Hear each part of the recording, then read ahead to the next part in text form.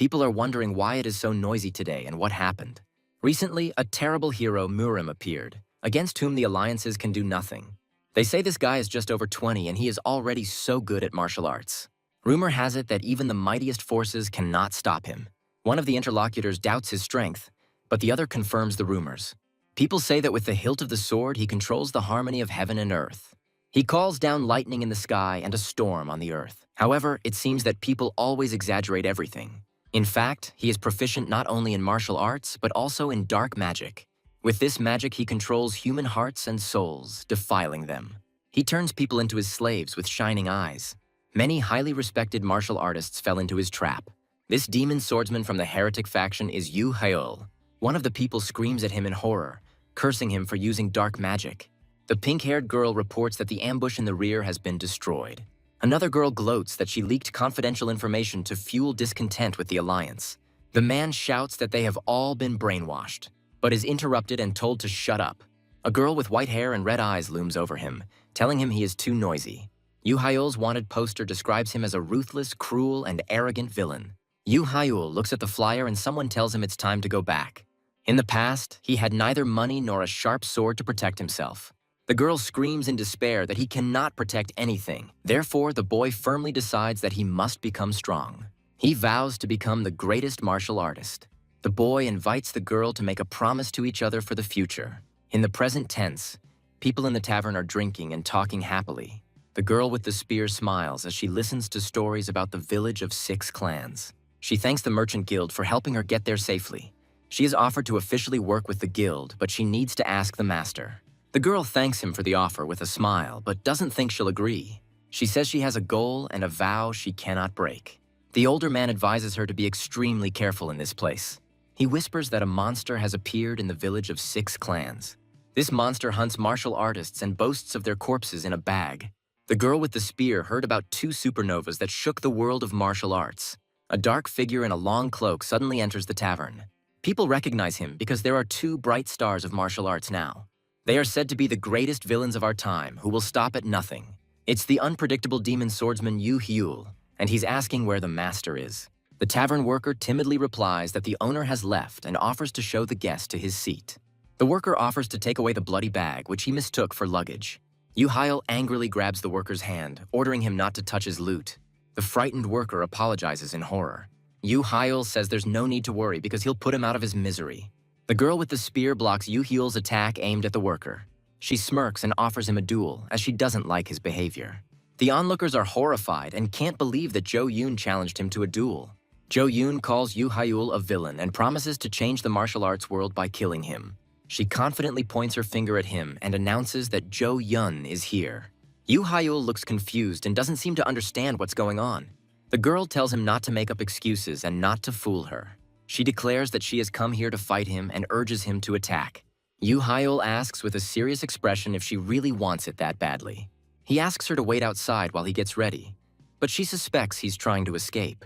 The men panic and realize that this is the very monster they were talking about.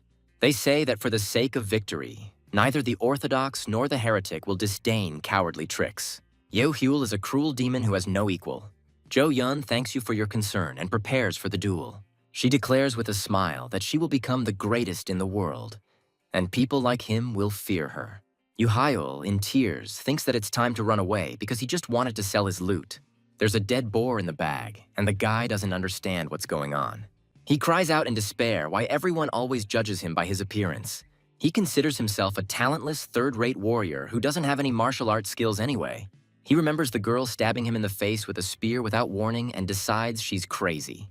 He needs to escape somehow because he doesn't want to be turned into mincemeat and he can't die now. At least he can't die until he keeps his promise. Meanwhile, a girl on the street shouts impatiently, challenging the sword demon to a duel. Suddenly, a woman in a large hat appears and stops her. This woman with white hair and red eyes asks about a duel for life with an unpredictable sword demon. People in the crowd recognize her as Bayek Seolhwa, the wielder of the Sun and Moon Sword. She is the disciple of the previous top master, the star of the orthodox faction, and the complete opposite of the sword demon. Jo Yoon thinks that if she joins forces with her, no one will recognize her. She approaches Baek Seolhwa and declares that she has also come for the Murim hero who is in this tavern. Baek smiles coquettishly and says that she has finally found him, greatly embarrassing Jo Yoon. Jo Yoon invites Baek to join her to defeat Yoo Hyul together. At this time, Yoo Hyul decides that he must report what is happening to the higher-ups. He considers the duel illegal from the very beginning and, as a law-abiding citizen, cannot accept it. Suddenly, a stranger appears behind him, causing him to cry out in fright. Yoo Hyul falls to the floor and begs her to wait because he hasn't said anything yet. Baek Hwa says that she has finally found it and has been waiting for this moment for many years. And Yoo Hyul looks at her in complete bewilderment. Baek Hwa thinks she has become the greatest martial artist and has gained power and money. She recalls how she proposed marriage to him. Meanwhile, people carry the unconscious Jo Yoon out of the tavern and shout for a doctor. Everyone realizes that the Sun Moon Sword and the Sword Demon are left in the tavern, and they wonder if the two stars will collide. Yoo Hyul says with a stupid look that he saw that unpredictable Sword Demon run out. He thinks that there is one immutable rule that must be learned from all the rumors of the Murim. If someone breaks down a door, they are definitely crazy, and this woman is clearly crazy. He tries to leave, saying goodbye and calling her madam. She stops him abruptly, saying that she is not a madam. She gently touches his face and asks him to say her name, like before. He grabs her and says the name Sol, then hesitantly asks, "Lady Sol." He recalls that 15 years ago, during times of famine, he was sold into slavery and began to serve Baek Solwa, who was 3 years younger than him. She was the reason he went to Jianghu and the place he wanted to return to, his beginning and his end. He can't believe that this isn't a dream and that this man is now sitting next to him and drinking tea. They are sitting at the table and he does not understand why she is sitting so close. She asks if he would like some tea, and he quickly agrees. She asks why he behaves like this and speaks formally, because he promised not to communicate like this. He sheepishly apologizes, and she asks him to stop calling her lady. He sheepishly says that he is glad to see her anyway, and she calls him Sola. She replies that she is also very happy, and he thinks that she is so beautiful that he can't stop smiling. He looks at her sword with confusion and asks if she has also become a martial artist. She replies that she tried very hard to keep her promise, and he asks again, surprised. He remembers how, as a child, he vowed to become strong and great, and then proposed to her. In a panic, he screams that there was no subject in the promise, and she notes that he has not forgotten. She says that she heard rumors about an unpredictable sword demon and began searching for it. It is surprising to hear that he is harassing women and jumping from place to place, and he is shouting in rage at who is spreading such rumors. She doesn't care what they say about him, because the most important thing is that they kept their promise. She became a master, so now he must become her husband.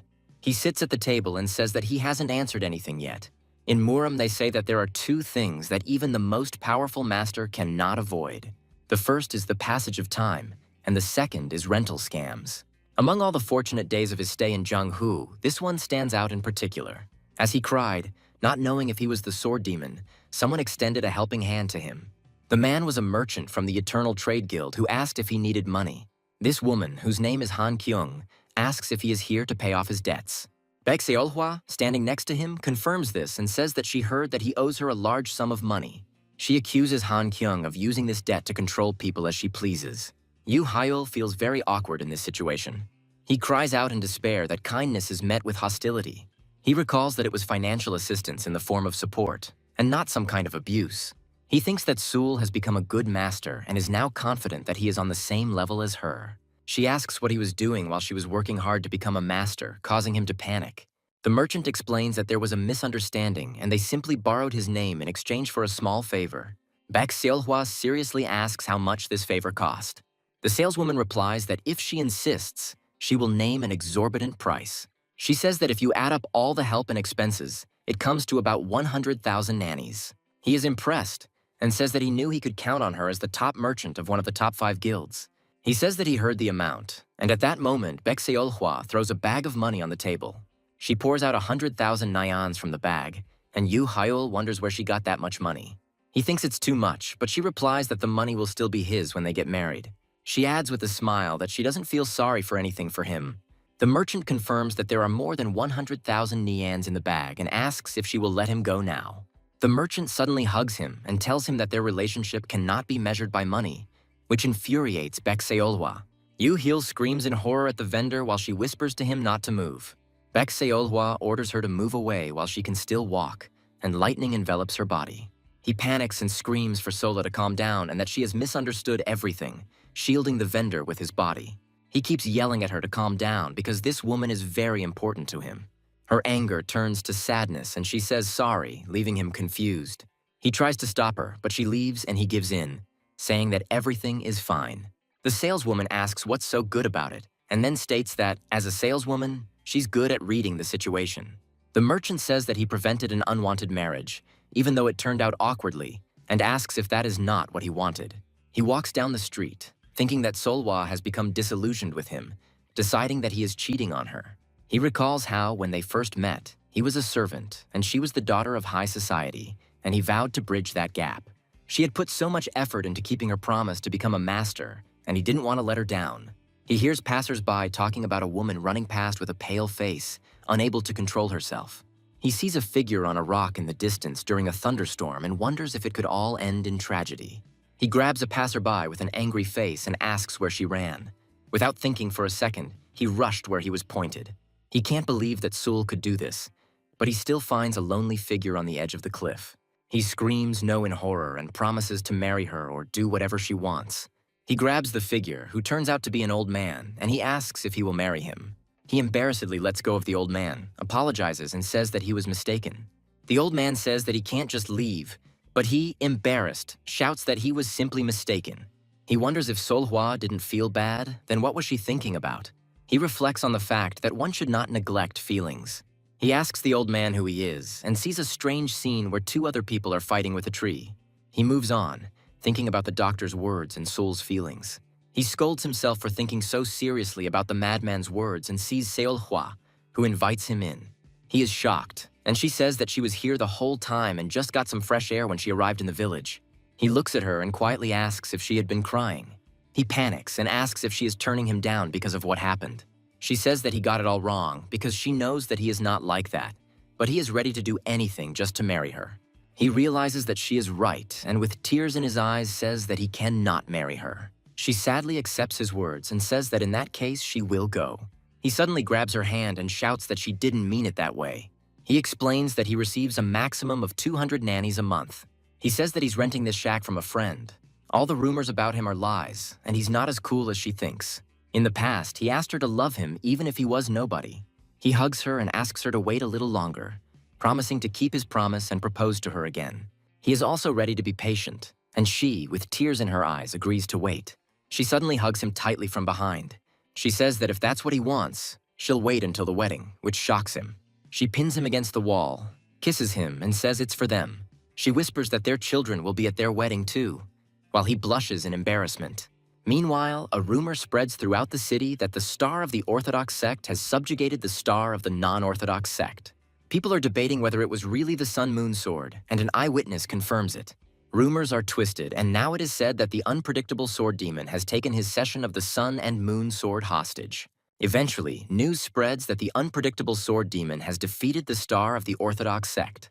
The girl with pink hair reads the report and says that it is getting interesting. Another woman says that one star swallowed another. The pink-haired girl smiles maliciously, confident that the next greatest in the world will belong to her clan. Meanwhile, Baek Seolhwa smiles serenely, surrounded by cherry blossom petals, unaware of the plot afoot. The furious owner of the house challenges the unpredictable sword demon to battle, determined to end everything once and for all. The enraged man shouts that he has been waiting for this moment and will not back down even a step. Suddenly, a mysterious woman with a sword appears behind the man, asking a creepy question about today. The woman, with icy calm, hints that today is the day of his death, which horrifies the man completely. Suddenly, the frightened man begins to cry and calls the mysterious stranger his mistress. The owner of the house starts shouting, accusing the girl of non-payment and threats, despite her apologies. His anger only increases at the sight of the house in disarray and the dead boar on the floor. Yahello intervenes in the conversation, offering a boar as rent, which completely infuriates the owner. The young man tries to understand what is happening, surprised by the heroine's strange behavior and her words about the owner. The young man tries to explain that he made a promise to serve the little girl, but the owner of the house does not believe him. The landlord is shocked when he finds out that the girl is Baek Seolhwa, and all the rumors turned out to be true. The owner of the house tells the guy that the whole village is already buzzing with news of their union. The landlord recalls gossip he hadn't paid attention to, while the hero tries to understand what they were talking about. Terrifying rumors say that an unpredictable sword demon has hypnotized and controlled the sun and moon sword. The young man is amazed at how much reality has been distorted, although the hypnosis seems more plausible to the owner of the house than real care. The embarrassed landlord watches this idyllic scene, realizing that the couple is attracting too much attention. The guy realizes that the whole world is watching their union, and the consequences of this attention could be unpredictable. Baekseolhwa gently reassures the young man, promising to be by his side no matter what happens. The young man squeezes his hand, determined to find a proper home for them. The young man vows to become a true master so that the world can never separate them again. The hero looks at Baekseolhwa tenderly, promising himself to proudly propose in the future. The idyll is interrupted by the angry cry of the owner of the house, demanding money for rent. The girl feels relieved after repaying the debt, although she's still ashamed of yesterday's events. The landlord holds a bag of money with a crazy smile, dreaming of buying a house with it.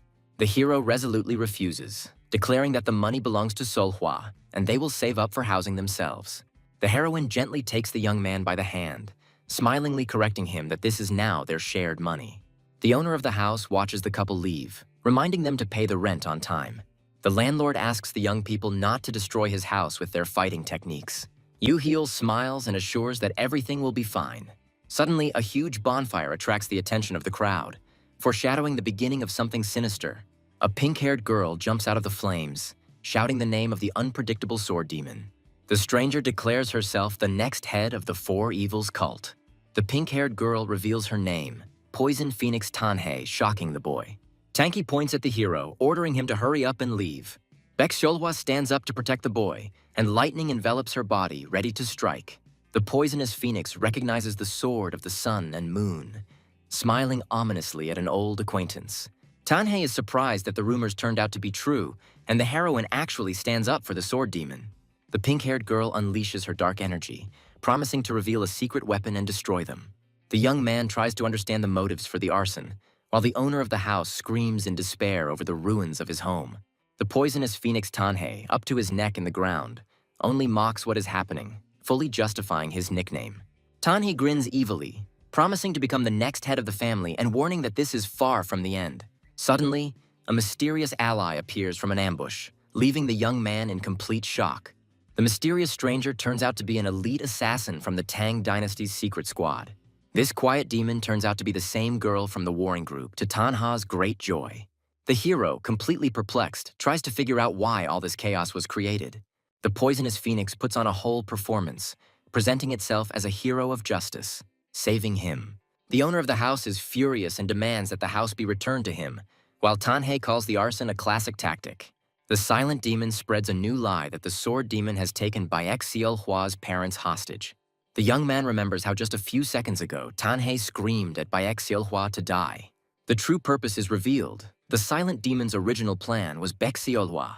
The reason for this hatred lies in the past, when the silent demon suffered a humiliating defeat in the battle with the sword of the sun and moon. The girl thirsts for revenge, but doubts her powers, looking at the smoking mountain in the distance. The cunning plan was to first subdue the sword demon and then rescue Baekseolhwa, killing two birds with one stone. When asked if they know each other, Baekseolhwa coldly replies in the negative, causing a storm of indignation among the captives. Tanky bursts into a scream, unable to believe such disdain from her sworn rival. The poisonous phoenix furiously declares that she is far from the first person Baekseolhwa has humiliated in this way. The pink-haired girl calls for an end to everything for a good cause, thereby involuntarily admitting her guilt. Baekseolhwa lands a powerful blow that the silent demon barely manages to block, but new enemies are discovered in the forest. The poisonous phoenix Tanhei, with false regret, declares that kindness is answered by taking hostages. Two women are taken hostage, and the sight of one of them leaves the young man in complete shock. Tanhei threatens the hero that everything will end badly if he does not surrender, but the young man looks at the hostages in confusion. The pink-haired girl furiously screams at the hero to stop pretending, because this is his mother. The young man calmly says that his mother died when he was 5 years old, which leaves Tanha stunned. The elderly hostage angrily shouts that her son's name is Yu Hyun, not Yu Hyul, further confusing the situation. Tanhei breaks into a scream of despair, ordering everyone to be silent and surrender immediately. Completely perplexed, the poison phoenix doesn't understand why no one is listening to her and why Baekseolhwa is on this demon's side. A silent demon holds a blade to the old woman's throat, threatening to kill her if the hero does not surrender. The young man rushes to intercept the killer, which causes Tanha genuine bewilderment. The hero recalls recent rumors that the sword demon's parents were taken hostage.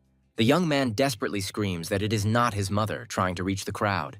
Observers in the crowd whisper contemptuously that the boy is ready to renounce his own mother for the sake of salvation. The poisonous phoenix Tanhei realizes that she has been misinformed about the so-called Sahidan family.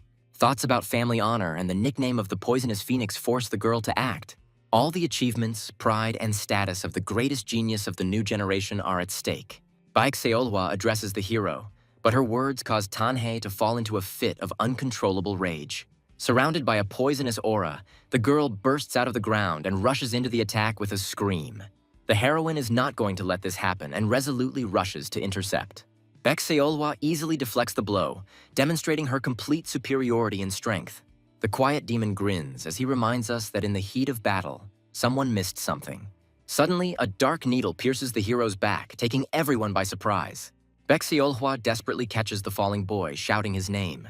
The girl looks at the wounded guy with horror, feeling guilty and helpless. The injured young man tries to calm Baekseolhwa down in a weak voice, telling her that everything is okay. The young man tenderly embraces his beloved, finding comfort in her arms. The hero apologizes for making the girl worry so much. The landlord is confused and doesn't understand why the guy is so calm, although the wound looks serious.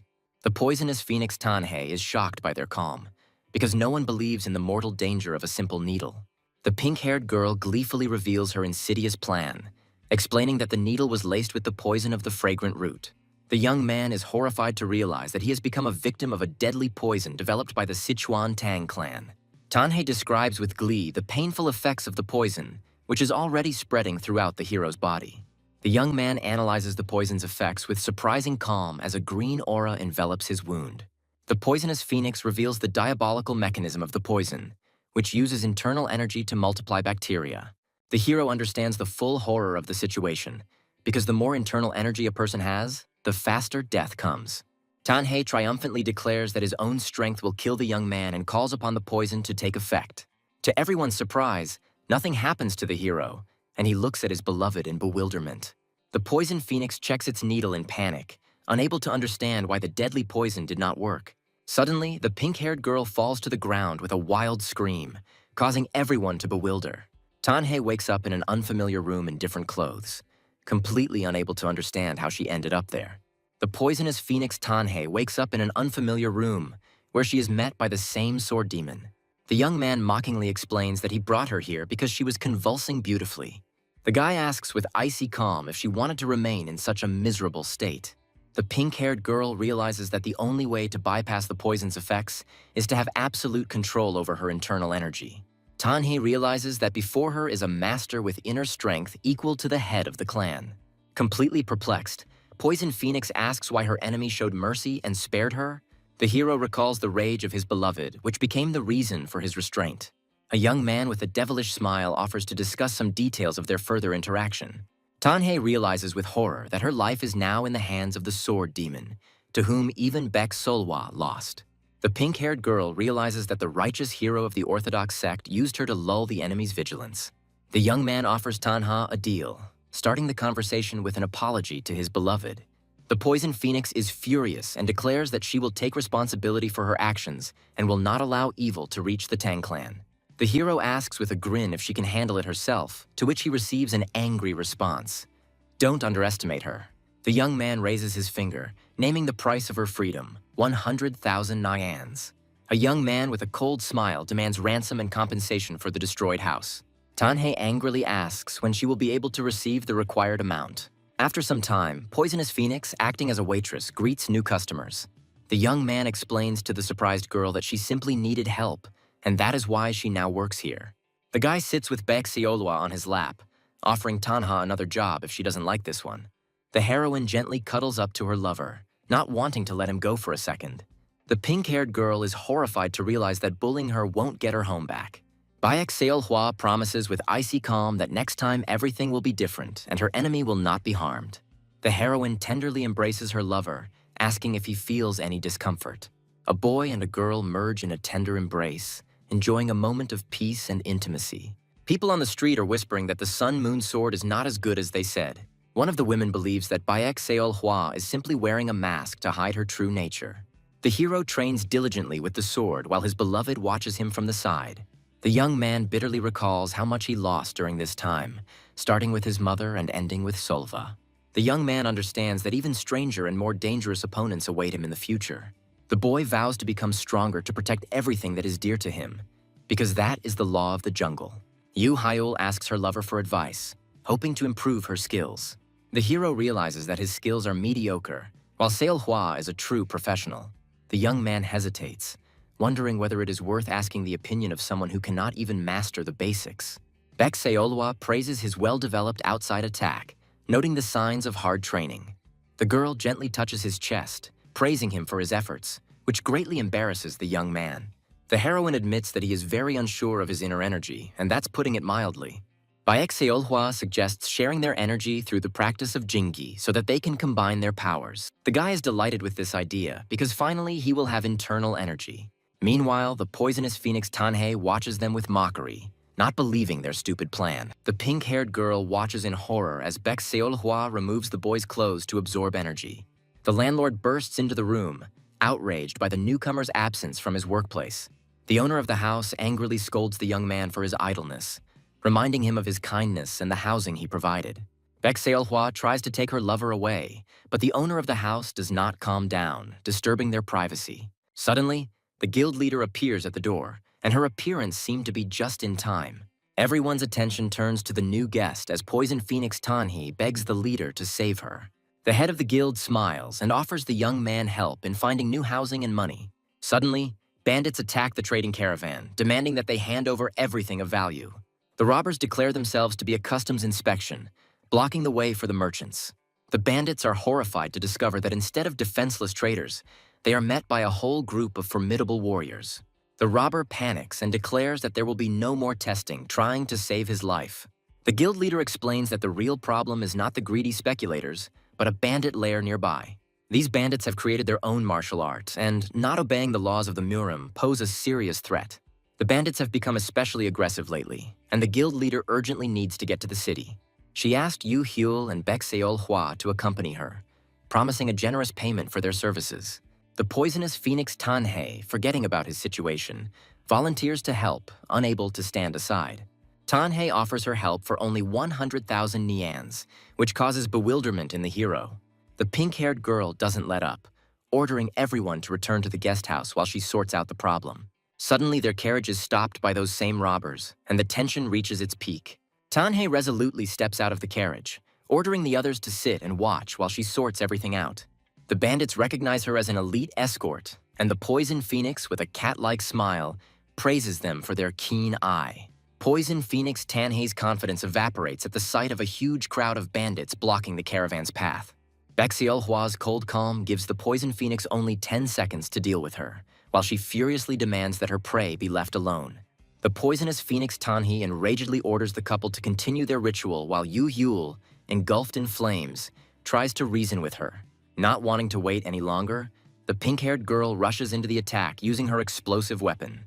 A powerful explosion throws back the bandits, but along with them, it also collapses the edge of the cliff on which the caravan stands. The hero screams in horror at Tanha's recklessness as the ground disappears from under their feet. Confidence reigns in the bandits' lair, since the advance party was sent only to assess the enemy's strength. The bandits' real mission will only begin with the arrival of a mysterious man, for whom reinforcements have already been called. The news of the complete destruction of the advance group comes as a complete surprise to the bandits. The surviving bandit reports with horror that not only their squad, but the entire escort group was destroyed.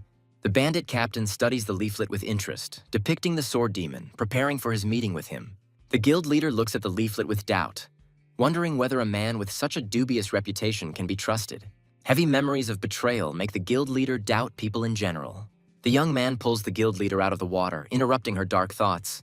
Having reached the shore, the hero shouts Tanha's name in rage, promising to take revenge for what happened. On the cold shore, the young man tries to find at least something good in their deplorable situation. Thoughts of Baek Seol-hwa bring the guy peace because her strength is on a completely different level. The memories of the promise given not to part anymore cause the young man pain and bewilderment. The sudden appearance of robbers from the forest interrupts his painful thoughts. The hero jumps to his feet, drawing his sword and preparing to single-handedly defend the guild leader from the bandits' lawlessness. The bandits recognize the unpredictable sword demon by his terrifying face and clothing. To the young man's surprise, the bandits turn out to be his ardent fans and enthusiastically greet their idol. The bandits proudly proclaim the greatness of the unpredictable sword demon, oblivious to his confusion. The hero picks up the guild leader, deciding to personally take care of his prey. The bandits admire their master, who secretly called for reinforcements without letting them in on his plans. The robbers enthusiastically discuss the imaginary exploits of their master, attributing incredible blows to him. The young man tries to find out if the bandits saw people in white clothes, but they don't know anything. The hero asks the robbers to immediately inform him if they see anyone suspicious. One of the bandits notices the close relationship between the young man and the head of the guild, which causes the hero embarrassment. The guy explains that he's tired of pretending to be friendly for money, so he came up with a plan to disguise himself as an escort. The guild leader comes to her senses and realizes with horror that she is in the arms of her companion.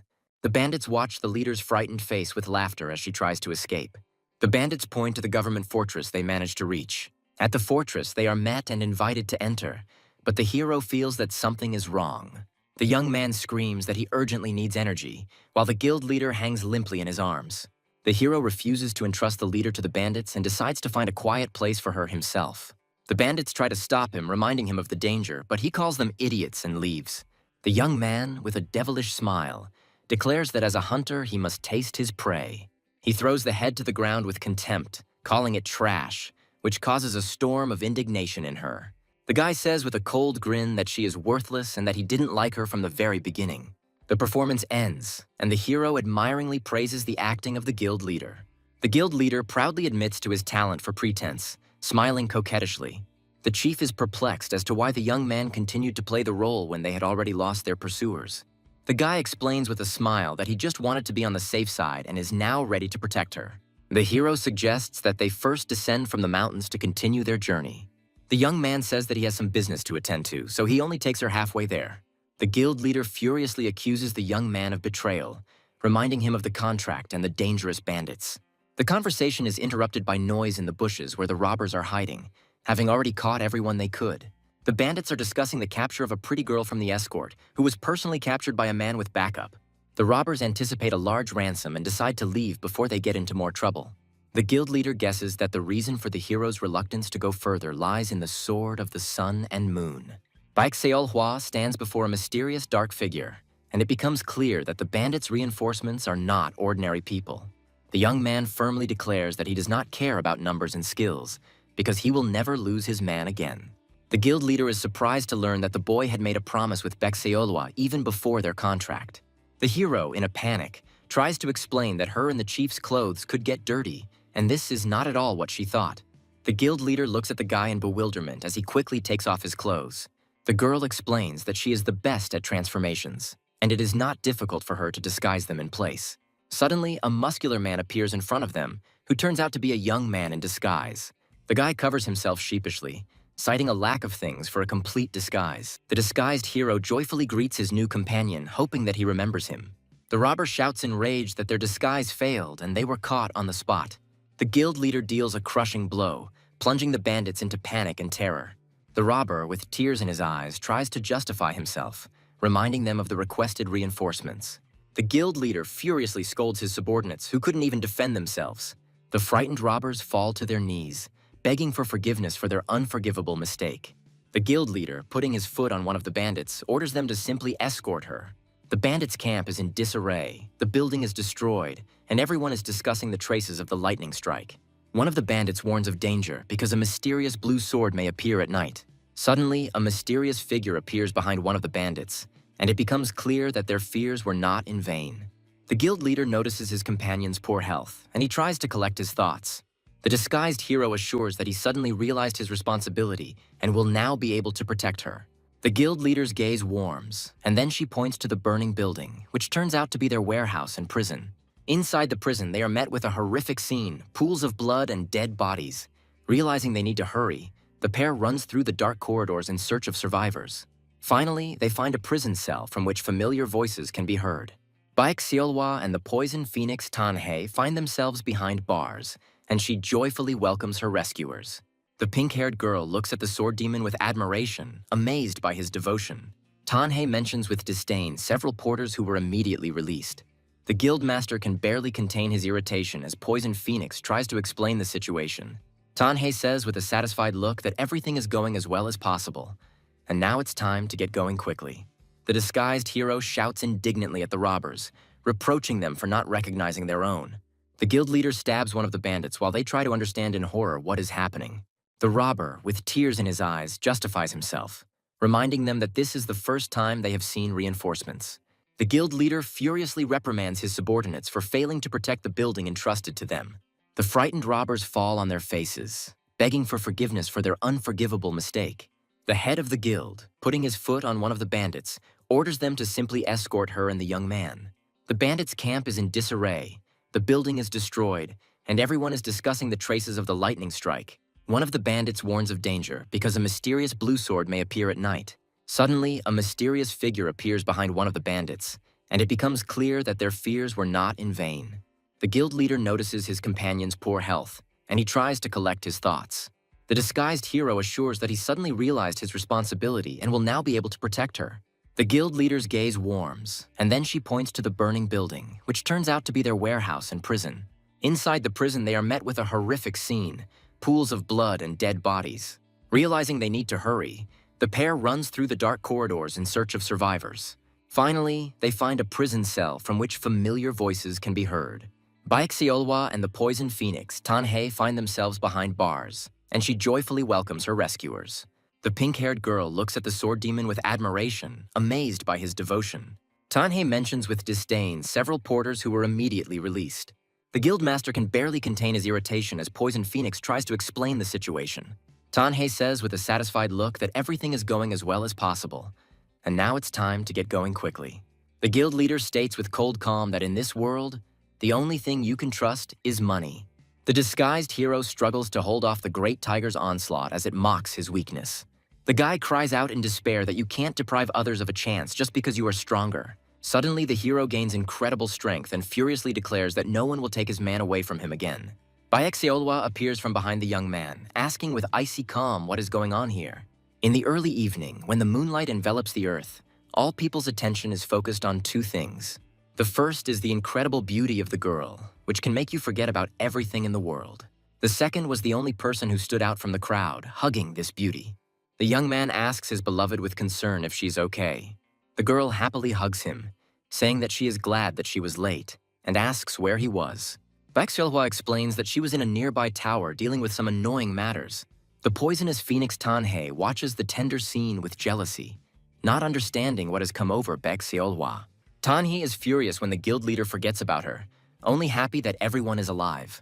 Baixiolwa, shrouded in a blue aura, reminds them of their oath to destroy everyone except Hyul. The hero tries to calm his beloved, saying that the others are not to blame, and he needs to accompany the leader.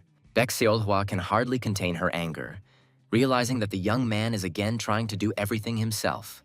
The great tiger looks at the girl with interest, asking if she is the one called the Sword of the Sun and Moon. The bald bandit with a lustful smile confirms that the rumors about her beauty were not a lie.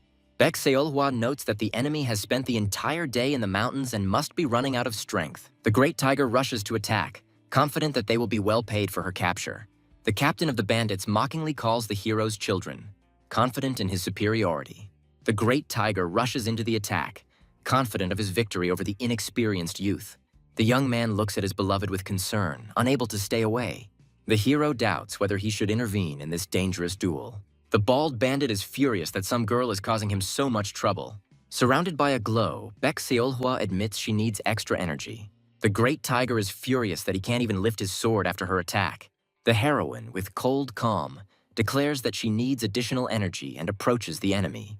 The enraged bandit screams in rage that he will kill them all for such humiliation. King Nokrim once gave his students wise advice. Don't try to take in everything at once, but concentrate on one thing at a time. Usopp chose the path of strength, and now no one can withstand his simple yet incredibly powerful blow. The guy screams in horror, warning his lover of danger while she asks him for energy. The young man, in desperation, promises to give her everything she wants if only she could deal with this monster. Baek Seolhwa prepares to deflect a blow that could split an entire rock. The girl confidently declares that he will not be able to kill her, because joking with her is inappropriate. The heroine's blow turns out to be so powerful that it is capable of tearing the world apart. The hero looks at his beloved in horror, realizing that they have witnessed the dawn. The boy screams, trying to stop Baek Seolhwa, but she coldly orders him to let go. The entire cave begins to collapse, and the heroes and their captives fall into the abyss. The guild leader is surprised to discover a mysterious red chest, which turns out to have been kept by Baek Seolhwa. Baek Seolhwa reports that Tan Hae is helping other wounded while one of the captives begs for death. The young man laughingly assures the chief that she will not be held responsible, since the item remains in his possession. The guild leader looks at the guy doubtfully, asking if this item is really the only thing that matters to him. The girl assumes that since he is at the level of the Sun and Moon Sword, he can easily deal with Wusok. The hero panics and denies his power, citing differences in the compatibility of their techniques. The guild leader doesn't understand why the young man didn't hand it over to a stronger opponent, since it would have been profitable. The guy asks again with bewilderment, reminding her of the promise he made to protect her. The guild leader laughs as she realizes that she could have completely trusted this strange young man. The girl admits with a gentle smile that Yu Hyul is indeed trustworthy. In the dungeon, a young man in chains reflects on the fact that the merchant cannot afford to waste time. The unfortunate guy faces the death penalty under the country's strict laws, and he awaits his fate in horror. Meanwhile, the official praises the guild leader for his good work and for confirming the identities of the criminals. A young man suggests that his beloved wait outside because the government building makes him nervous. Prince Jaijin orders his men to capture and imprison the important guests who were caught in the forest. The guild master intervenes, reminding them that an unpredictable sword demon is involved in this matter. The young man has a bad feeling and understands that leaving quietly would be a blow to the government's pride. These are chaotic times when two nations coexist under the rule of an empire, and military power operates separately from each other. Enemies of the Murim and state criminals are prosecuted separately, and the government cannot intervene directly. The guild leader warns that once she hands over the mysterious item, they'd better get out of here for a while. The mysterious dragon is supposed to get this thing, and the tension is at its peak. There is a state of zenith, when the inner power goes beyond the physical body. In the past, this state was considered the pinnacle of the Marima world, and is still the highest standard for a master. Those who have reached this level are called dragons and phoenixes, and there are currently only 5 dragons and 4 phoenixes. The young man is impressed by their coolness, and the pink-haired girl enthusiastically agrees with him. Poison Phoenix Tanhee proudly declares that she is the youngest phoenix. The others are unimpressed, and Tanhee gets angry when it is pointed out to her that 2 of them are just ordinary people. The person they are about to meet is the Simple Dragon, also known as the future of Manhwa. The guild leader asks Tanha if she knows anything about the Furious Dragon, calling her inadequate. The pink-haired girl realizes with annoyance that this dragon is also completely abnormal. It seems like being abnormal has become the new norm, but this only makes Tanha angrier. The guild leader decides to change the subject and asks the tavern owner for 4 private rooms. She clarifies that they need 2 rooms for 2, and at that moment the appearance of Baek Seolhwa scares the owner to death. The pink-haired girl gets out of the bath, happy about the cleanliness, but her good mood quickly evaporates. The guild leader accuses Tanhee of eavesdropping, but she panics and denies everything. The poisonous phoenix declares that it is going to bed and asks to stop messing around. The young man also washed himself and thought with delight about what an excellent bathroom this tavern had. Baek Seolhwa appears at the door, reminding him of his promise to help her recharge.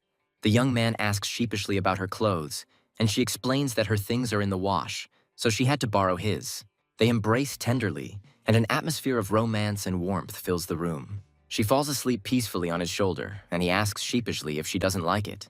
Baek Seolhwa, with a flirtatious smile, suggests that the young man think about her words, because she is his. The embarrassed hero hugs his beloved tightly, admitting that he really likes it. They look at each other tenderly, and there's an atmosphere of love and happiness in the air. In the next room, the guild leader tries to calm down the enraged Tanhee, while the mysterious chest falls to the floor. The guild leader runs to the window in panic, seeing that something strange is happening outside. The whole problem lies in the greatest threat. Baek Seolhwa, who is shrouded in a powerful aura. The hero manages to catch the falling chest at the last moment, saving it from destruction. The young man comes to in a cloud of smoke, completely unaware of what happened. Suddenly, he is surrounded by guards, and he recognizes one of them as the same guy. The enraged guard accuses the young man of attacking Mr. Jaehyun. All evidence points to the unpredictable sword demon, who is now the prime suspect. The guy is shocked that he, a scoundrel, is accused of assaulting an official. He tries to justify himself by saying that it was all an accident, but he is put in stocks. The guard shouts at him in a rage, saying that the master's wife is still unconscious because of his antics. He is ordered to sit silently, threatening with consequences if he fights. A mysterious stranger sits down next to him in the cell and asks if everything is okay. The young man notices that his cellmate seems to be glowing and cannot understand what is wrong with him. The bald guy introduces himself as Yahello, a follower from Manhwa, and his radiance becomes even brighter.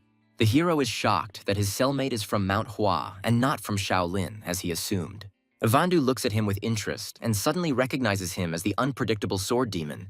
Baek Seolhwa, enveloped in a powerful aura, promises to save her lover no matter the cost. The guild leader, in a panic, tries to calm the enraged girl, begging her not to break into the government building. The enraged heroine declares that she will kill them all, not wanting to make an entire state her enemy. The guild leader realizes with horror that Baek Seolhwa is ready to make her lover a refugee just to save him. The girl is relieved to see that the young man is alive and promises to try to correct this misunderstanding. Baek Seolhwa, with icy calm, threatens to kill everyone if even a hair falls from her beloved's head. The guild leader tries to defuse the situation by offering to rely on her during negotiations. Meanwhile, the poisonous phoenix Tanhei, observing the night sky, decides to kidnap the young man so as not to complicate his life. The pink-haired girl with a devilish smile declares that this victory will definitely be hers. In the cell, Evandu listens with sympathy to the young man's story of his misadventures. The guy can't believe that his new acquaintance takes his word for it. Evandu explains that people rarely believe his words, and those who put religion first treat him as an enemy. The radiant monk is outraged by how people can be judged only by rumors, and his words move the young man to tears. The guy finally realizes that his cellmate is shining for a reason, and this confuses him a little. Evandu asks with interest how the young man ended up in such a situation. The bald monk says that when he arrived in this country, a horse was running amok in the market and no one could control it. It turns out that the horse was frightened by the glow of his bald head and ran away, which seems completely absurd to the young man. Evandu indignantly argues that this makes sense because he could not remain on the sidelines. In the end, the monk hit the judge in the face and now he is here, which seems even more unfair to the young man. Evandu's sentence ends, and before leaving, he promises to help his new friend escape. Evandu says that he was told to pick up something from the hotel, and the young man guesses that it was him. Suddenly, the poisonous phoenix Tanhei bursts into the cell, declaring that she has come to save him in secret from everyone. The pink-haired girl demands 100,000 nyans in gratitude while the young man tries to calm her down. Tanhei proudly declares that she knocked out everyone in her path, but the sight of the unconscious guards only frightens the hero even more.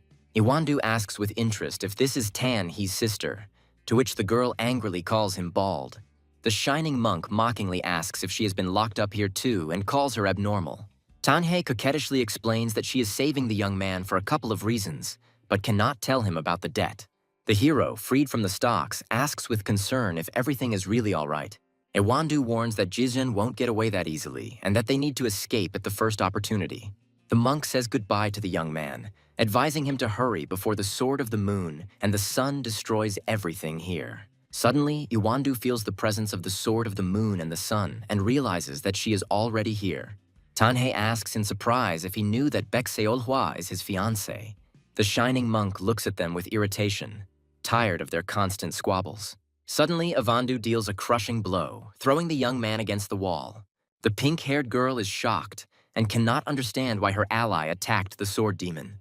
The monk apologizes, explaining that his emotions were out of control and he has no feelings for Yahello. However, if he marries the moon and sun sword, it will be a completely different story. Ewandu falls to his knees, admitting that he cannot say anything against her unreal strength. He admits that she is incredibly strong, and the majestic image of Baek Seolhwa appears before him. The shining monk lies on the ground, regretting that he couldn't protect these guys, but he tried his best. Baek Seolhwa looks at the defeated judge with a victorious expression, asking if he admits his defeat. The frightened judge begs for mercy, unable to utter a word from fear. The girl contemptuously plucks the only hair from his head, leaving him in complete despair. Tears stream down the judge's face as he realizes the depth of his humiliation. Along with the brightest sun comes a silent, desperate cry that everyone around can hear. The judge screams in horror at the name of the sun and moon sword, realizing who he is facing. The guild leader tries to calm the enraged heroine, while she, full of determination, goes towards her goal. Yawandu, shrouded in a pink aura, furiously declares that he will not forgive Bayek Seolwa. The pain of parting with the precious hair makes him feel the same as she does. The young man doesn't understand what's happening to his cellmate until Tanhei tries to reason with him. The hero, perplexed, asks how they can deal with this couple in love. The pink-haired girl looks at him with understanding, realizing how difficult it will be for him. The young man sheepishly tries to explain that she has again misunderstood everything. The poisonous phoenix Tanhei volunteers to deal with Yawandu, sending the hero forward. The girl shows the monk where to go, saying that what was taken from him awaits him there. The hero thanks Tanha, not fully understanding her motives, and sets off to search. Avandu, shrouded in a pink aura, furiously orders the girl to get out of the way. Tanhei, with a malicious smile, suggests a real duel, since the dragon and the phoenix haven't met in battle for a long time. The young man searches for his clothes in panic, muttering that his beloved might stay here. Finally, he finds his clothes and hugs her with relief, glad that she is okay. The innkeeper, perplexed, asks where the guild leader's things are. He recognizes the young man as Judge Haun and, in a panic, babbles the name of the unpredictable sword demon. Suddenly, a blinding flash of light bursts into the room, throwing the hero aside. Evandu, shrouded in a pink aura, calls Tanhei a fence rat, while she calls him bald in response. The pink-haired girl refuses to give in and prepares to use her poison technique. She uses the Tang clan's poison technique, but the monk easily deflects it. Iwandu uses the 24th technique of the plum blossom style, ordering Tanha to get out of the way. The poisonous phoenix is furious that her opponent has no interest in people like her. The enraged monk shouts that he needs the groom of the sword of the moon and the sun, and challenges the young man to a fight. The hero is completely perplexed and does not understand why his cellmate is so angry with him. Evandu angrily explains that the whole thing is that he is the groom of the sword of the moon and the sun. Tanhei tries to explain to the monk that Yu Hyul is a reckless and stubborn guy, but that's just her opinion. The pink-haired girl stands up for the boy, saying that at least he has a sense of loyalty. She explains to Ivan that the guy called him his friend in prison and therefore does not want to fight with him. The radiant monk is embarrassed to realize that he represents the world of religious martial arts and should be ashamed. The hero sheepishly tries to explain how one can call someone a friend after a half-hour conversation. Yawandu regretfully admits that one cannot take out one's anger on another, and he has dishonored the holy name of Manhwa. Suddenly, Baek Seolwa bursts into the room and throws herself into the arms of her lover with a joyful cry.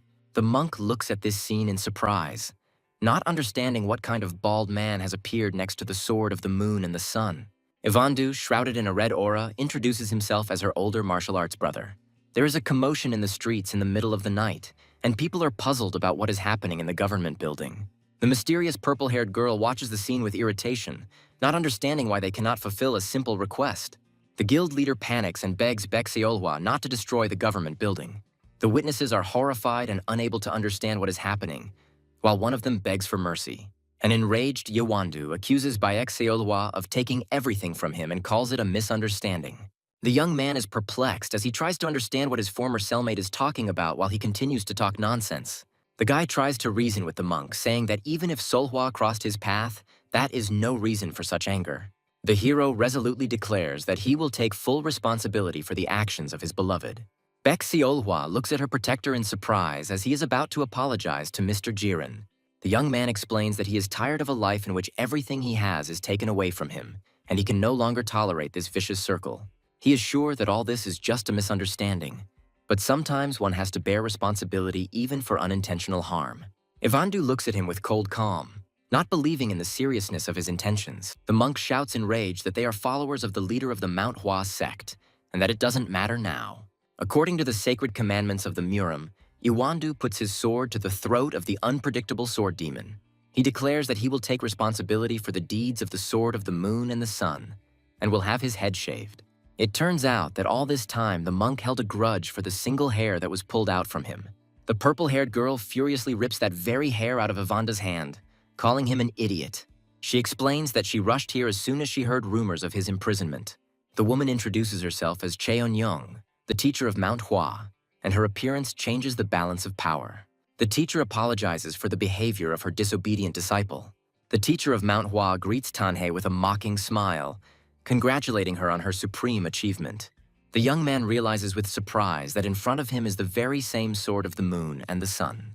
The guild leader firmly declares that the unpredictable sword demon is under her protection. Cheonyeon promises with cold calm that he won't lay a finger on this guy. The hero is perplexed and does not understand why everyone believes the rumors about his love affairs. As an apology for the trouble caused, the mentor offers herself to the young man. Cheonyeon says with a flirtatious smile that he is not even the youngest of those she has caught her eye. The poisonous phoenix Tanhei furiously accuses her mentor of making advances towards her brother as well. Cheonyeon bitterly recalls how the cult leader deceived her by promising not to interfere in her personal life. The mentor is furious that she was forced into this position because of a stupid merit-based distribution. It turns out that Cheonyeon is already 25 years old, multiplied by 2, and she demands that this conversation be stopped.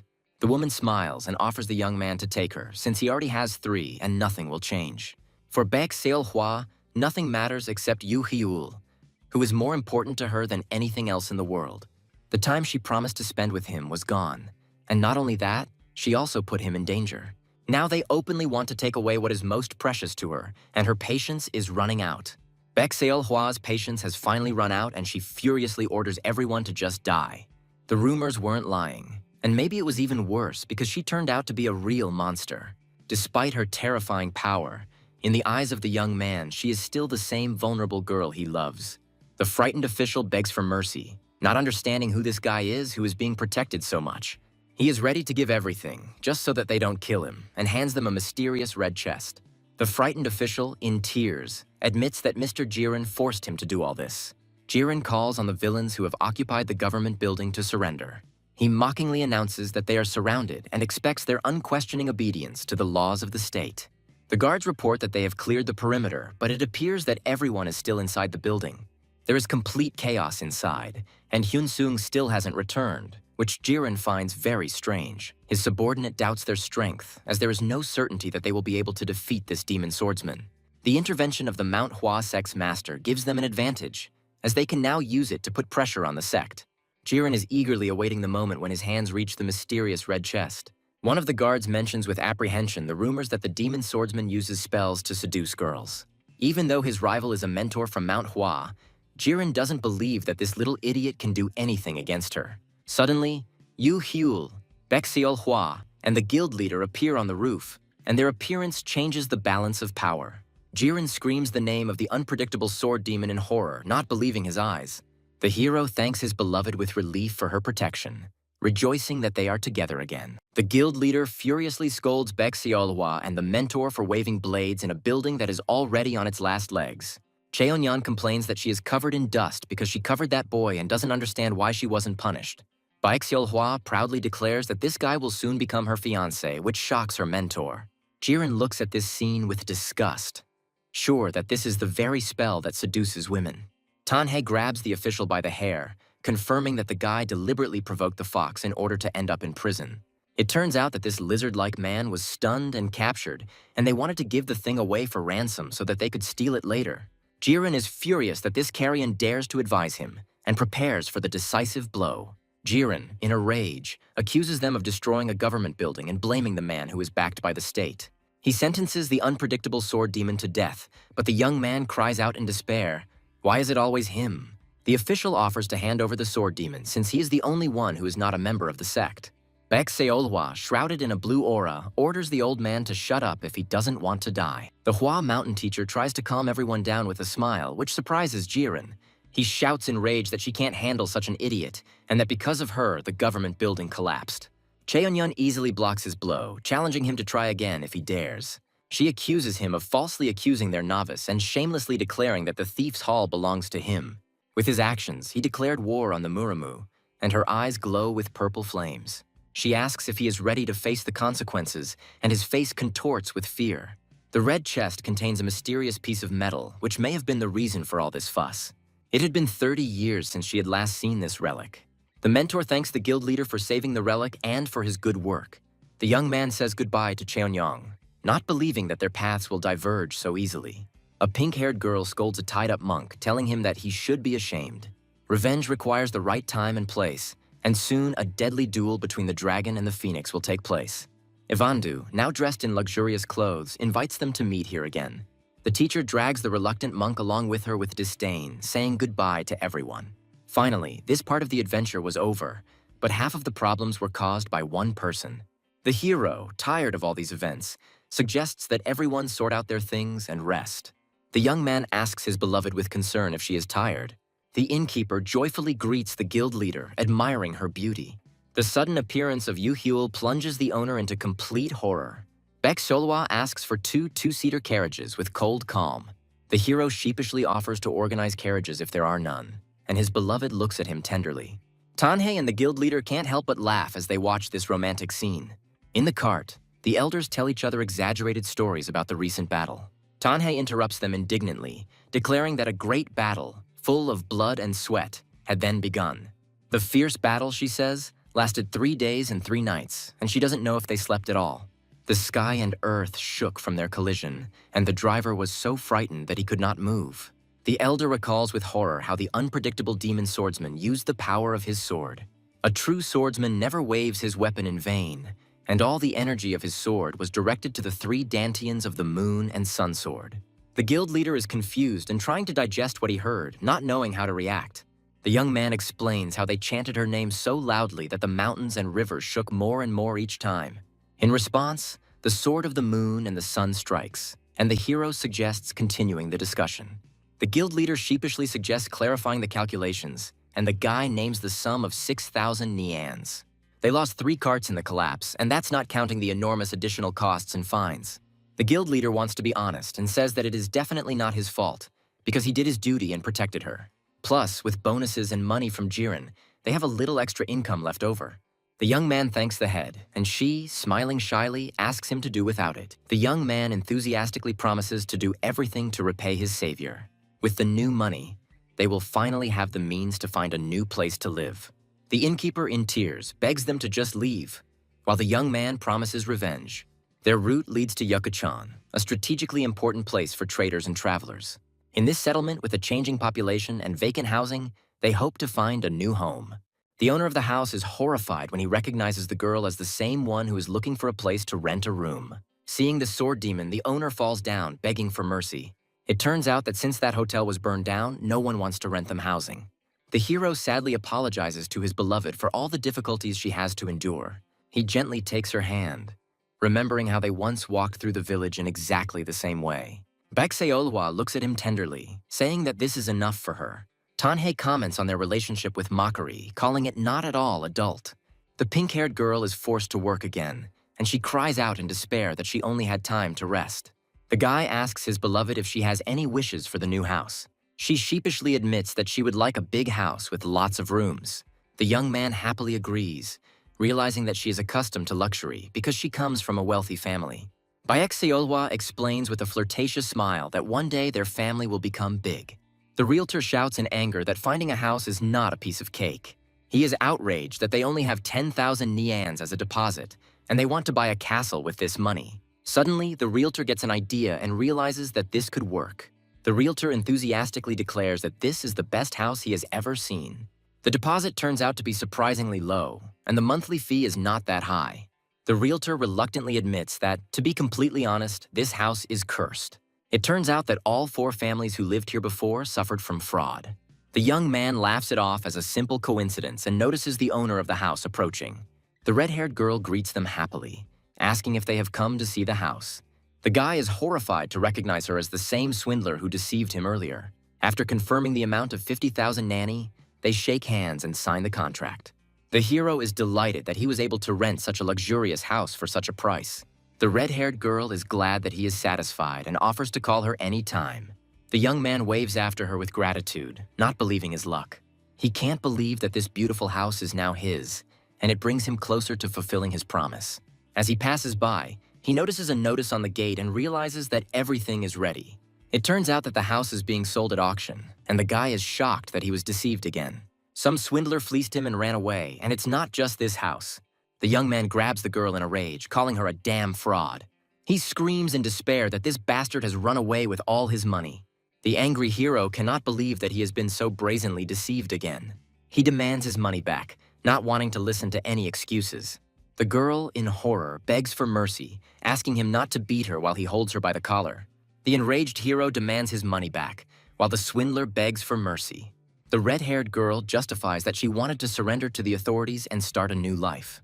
She reproaches him for using his strength, because her back is still covered in bruises from that fight.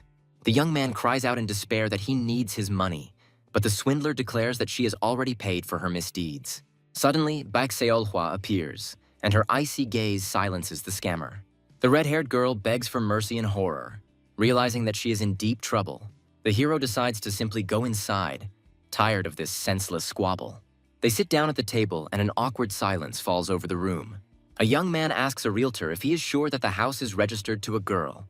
He offers the swindler to give him the house since she can't return the money.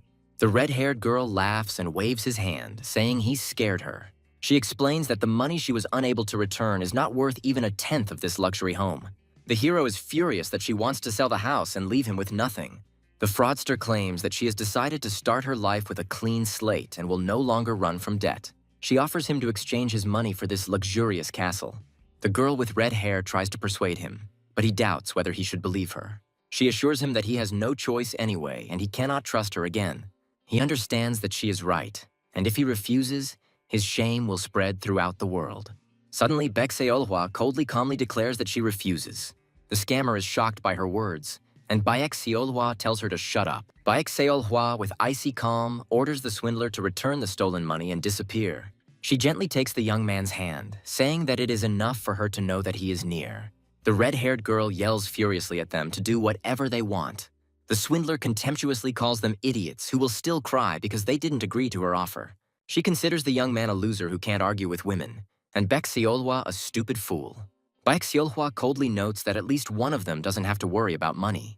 Suddenly, a girl with red hair falls to her knees, begging to service a couple of men for a good fee. She pushes the young man away with force, and he flies into the wall, not understanding what is happening. The enraged swindler accuses him of allowing himself to do such things just because he is a swordsman. The young man screams in rage at how she dared to insult his woman. The red-haired girl calls all Murim bastards the same, who are only looking for a reason to fight.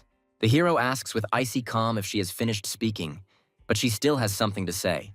She looks at him defiantly, not believing that he knows how to deal with people like her. The swindler threatens that her brothers are ready to come at any moment and tear him to pieces.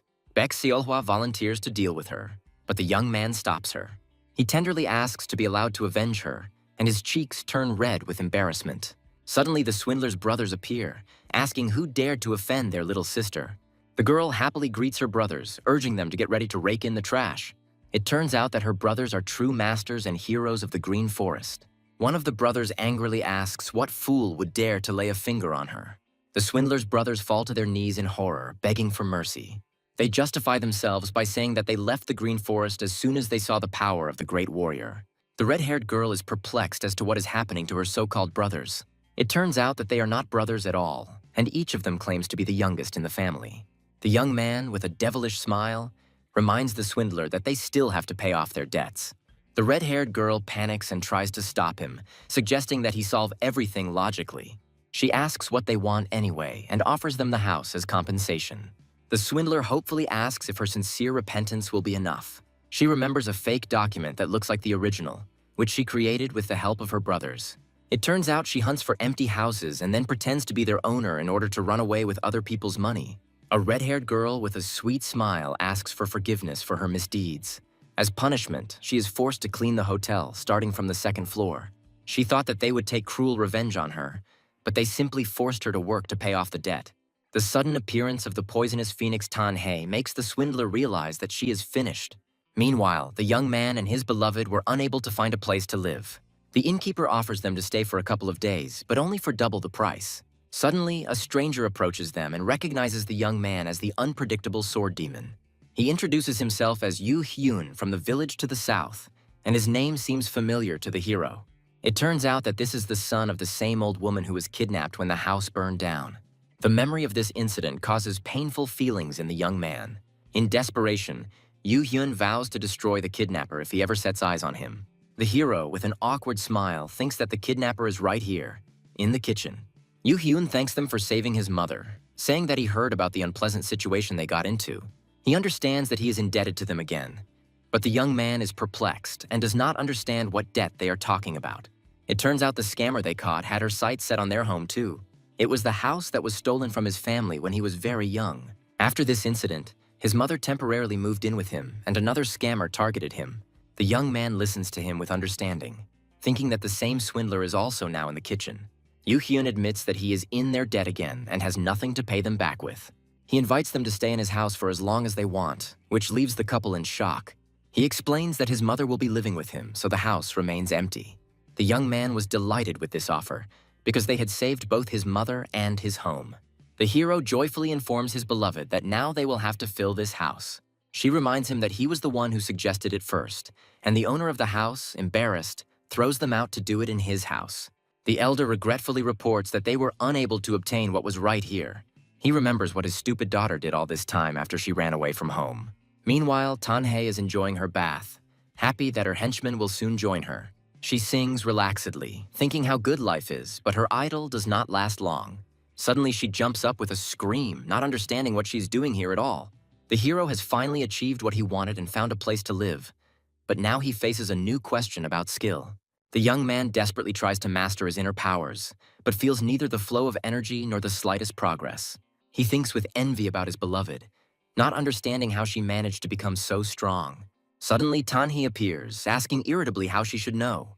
The hero is shocked by her appearance, and she dismissively declares that great people don't bother with such trifles as work. The pink-haired girl wonders what weaknesses the moonsword has. The guy panics and tries to justify himself, saying that it's not what she thought. Tanhee looks at him suspiciously, guessing that he is up to something. She claims that he is not having any affairs, and because of this misunderstanding, she remains indebted to him. Her main goal is to defeat that damn moonsword and get revenge for what she did.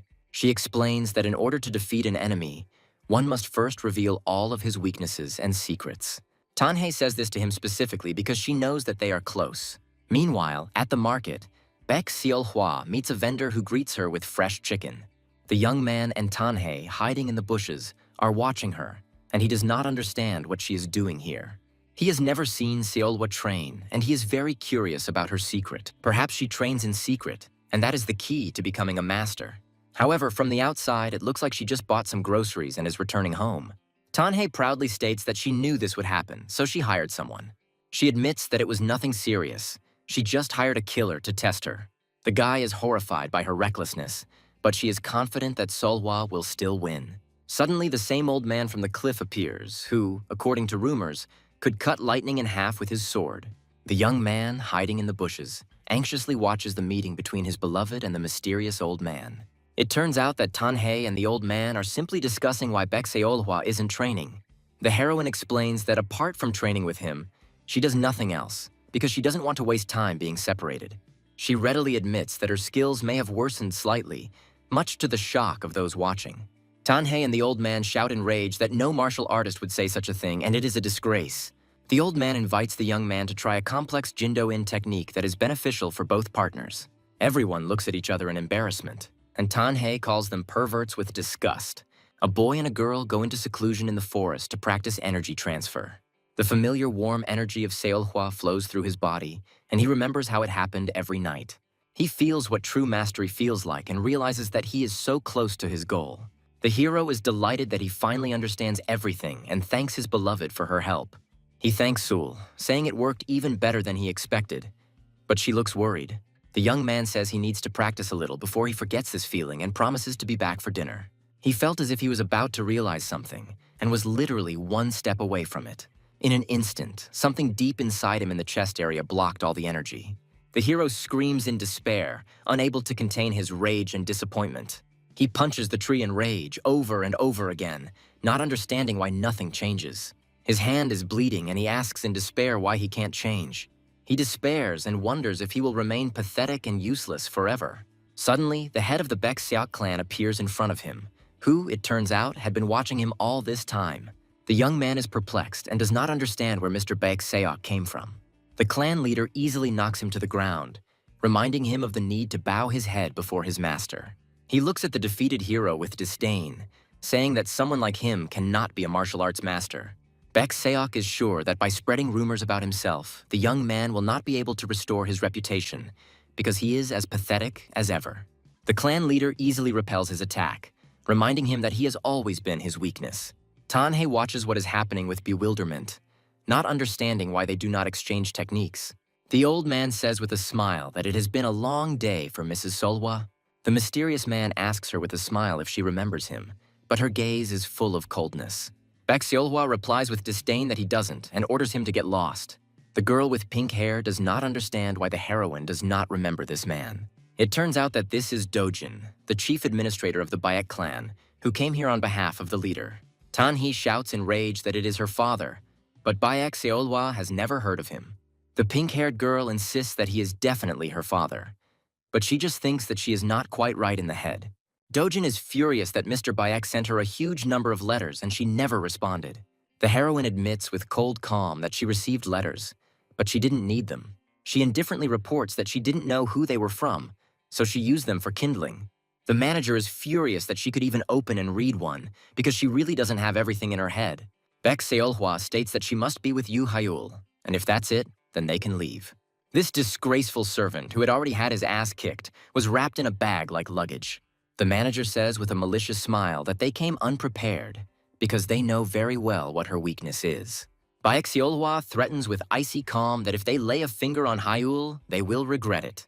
She furiously declares that her father and everyone in this house will die if something happens to him. The mysterious old man stops her, saying that the hostage has already been taken and she should not continue. He gives her a choice, revenge or her fiancé, and she silently accepts his conditions. The manager falls to the ground in the pouring rain, and Baek Seolhwa orders him to take her to Hyul. Her eyes flashing, she demands that he take her to him right now. In the past, little Yu Hyul bows, introducing himself as a new employee. He timidly meets Mrs. Sol, and his life in this house begins. The servants are discussing a new, unkempt boy who has been assigned to live with the girl from the outbuilding. They think that she is too strict with the girl, even though she is not her daughter. The young man happily offers his mistress to try the cookies he brought. She says indifferently that she doesn't care, but he insists, assuring her that it is very tasty. The girl looked at the cloudless sky with empty eyes, and her gaze expressed absolutely nothing. But in those same eyes, he could see himself reflected in her indifference. Suddenly, a stranger bursts into the room, disturbing their privacy. He is surprised to recognize the young man as the unpredictable demon swordsman, and frankly, he is pleased with this meeting. The hero is shocked that the castle, which should have been destroyed years ago, is once again standing in its place. The stranger explains with a smile that they rebuilt it, and, of course, with their help. The young man angrily asks why they brought him here and what they are going to do with Sul. The stranger, who turns out to be the young master of the Hebei Peng clan, smiles and invites him to relax. Jin Taiyang says with a smile that he always wanted to meet the unpredictable demon swordsman. The hero looks at him with distrust, not understanding why he was kidnapped. It turns out that the young man was unconscious for 10 days, and all this time Jin Taiyang took care of him. He gave him a secret remedy developed by their clan that would knock out and heal the body. The guy looked too exhausted, and the memories of his tender embrace with Baek Seolhwa made him embarrassed. He admits that he has indeed been through a lot lately. Jin Taiyang looks at him with understanding, saying that he can imagine what it would be like to live under the same roof with the sword of the moon and light. She is a lonely flower that descended like a comet during the mortal combat between the dragon and the phoenix. Her glowing skin and delightful movements made any man dream of picking this flower. He asks enviously how their night went, and the hero angrily orders him to watch his words. Jin Taiyang mockingly says that's why he wanted to meet him while he tries to hit him. He easily dodges the blow and tells him with a grin to shut up. The action takes place at the main headquarters of the Baek clan in the leader's office. Baek Seok scolds his daughter for disrespecting him, but she doesn't want to listen to him. Baek Seolhwa angrily orders him to shut up and give her Hyul. She scornfully calls him stupid as before and draws her sword. Jin Taiyang says with a sneer that it feels like a hot blade is burning through his insides. He watches with interest as the young man twitches in pain and recalls the proverb about the neighbor's green grass. It is the same with people, and tasting what belongs to others is the best seasoning for a dish. The hero screams in rage about what he's going to do to her, unable to contain his anger. Jin Taiyang is surprised to see that the young man can rise in such a state, and it must be the power of love. He says with a devilish smile that in that case he will have fun too, but he is interrupted by a cold voice. Two people appear on the balcony, and it becomes clear that everything has already been decided. The crowd looks in admiration at the gorgeous Baek Seolhwa, who looks simply stunning. Jin Taeyang is delighted with her appearance, saying that it exceeds all expectations. Suddenly, Baek Seok's sword is at his throat and he is shocked by this turn of events. Baek Seolhwa, with icy calm, says that this is some kind of warning and that the other guests should not interfere. Baek Seok looks at his daughter with irritation, who never listened to him. She says with disdain that it is none of his business, because now she is changing her character only for his sake. He asks with interest what she saw in him, because at first she looked down on him.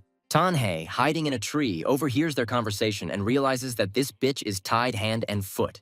She realizes with a malicious smile that she has found her weak spot, and such opportunities come once in a lifetime.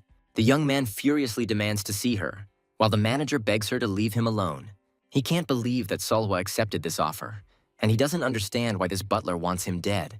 The hero screams in rage at what they did to her and demands to be brought to her. The manager mockingly asks where he gets such self-confidence from and suggests asking him everything. They took advantage of their proximity to lure her, and now her origin, wealth, and appearance are in their hands. He asks with disdain if he really thinks he can live up to her level in any way. The young man sits in the dungeon, thinking about the reinforced locks and guards at the doors. Baek Seok says with cold calm that he has always been her weak spot. The young man decides to escape from captivity while he can still see Seolhwa. Suddenly, the door to his cell swings open and someone falls to the floor unconscious. Tanhae saves him, but he is perplexed as to how she always manages to end up locked up. The pink-haired girl confirms that she saw Seolhwa in the annex, and her words compel him to take action. She asks if he knows about Baek Seolhwa's weak points, since she looks like she's about to kill someone. The thought of his beloved's weak spot makes him run away, because he has created problems for her again. He has no choice and must do everything possible to protect her. He grabs Tana's hand, declaring that she is staying with him, and returns to work. Right now, he just needs to see her, and he doesn't look like someone who wants to die. He bursts into the room calling for Seolhwa, but she is nowhere to be found. The young man notices that this is strange, but Tanhae does not understand what exactly is bothering him. She explains that in such a huge house, there is not a single guard, and it looks very much like a trap. He calls his beloved with relief, offering to get out of here, but her gaze is cold. Baek Seolhwa orders him to stay back, and he freezes in place, confused. He tries to calm her down, saying that everything is okay now because he is here. The hero tries to talk to her, but she pushes his hand away. Suddenly, the girl stabs him, and he is shocked by her betrayal. With cold calm, she announces that she is getting married tomorrow, and his world collapses. Jin Taeyang raves that it's amazing, and he waited all night, but it was worth it. He asks what he did to her, but the young man, blinded by rage, does not hear him. Jin Taeyang says with a devilish smile that tomorrow she will belong to someone else. The young man screams in rage at him to get his nasty little hands off her. He lunges at him, but Baek Seolhwa delivers a crushing blow. She reminds me with cold calm that she already told me that if you touch her without permission, it's the end for you. Tanhae watches what is happening with bewilderment, not understanding what the hell is going on here. She thinks that first they need to get out of here, but the washed-up homeless man dares to be familiar with her. Jin Taeyang mockingly asks if she's not embarrassed to drool over another woman.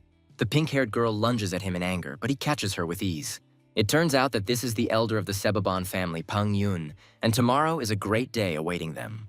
He says he has a lot of things to do, and he will deal with them in the evening. But Jin Taeyang is already busy.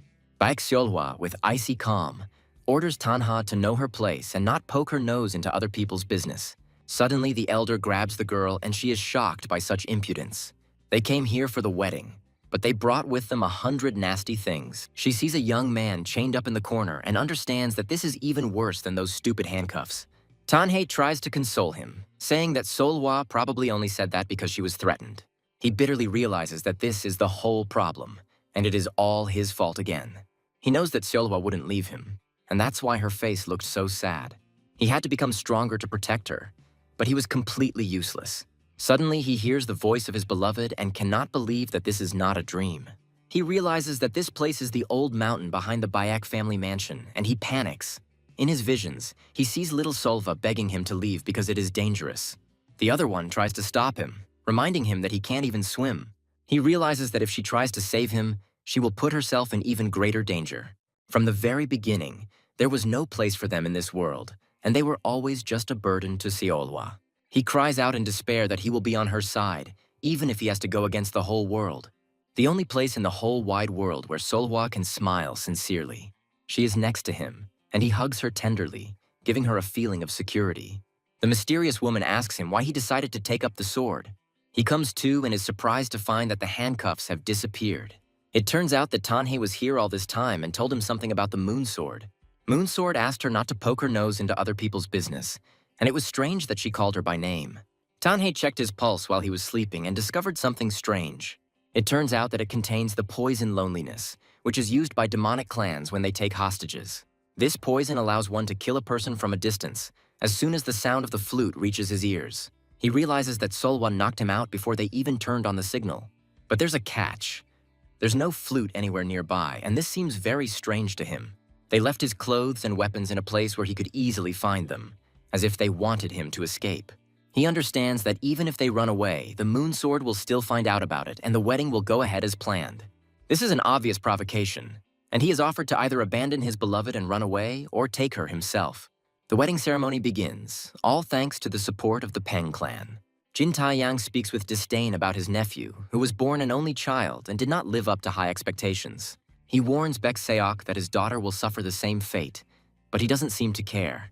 Baek Seok says with icy calm that it doesn't matter, and his hat falls to the ground. The atmosphere around him becomes ominous, and it becomes clear that he does not care about the fate of his own child. The young man decides that running away is not such a bad idea and prepares to escape. Tanhei doubts the success of their plan, especially since the poison of loneliness is still inside him. The hero asks her why she started practicing martial arts, and she looks away, embarrassed. The girl proudly declares that she did this in the name of the great Sichuan Tang clan and the pride of the family. She says with fury that there are things she will never back down from, even if it means death. The young man agrees with her with a smile, understanding her feelings. He promises to come for his beloved, asking her to wait a little.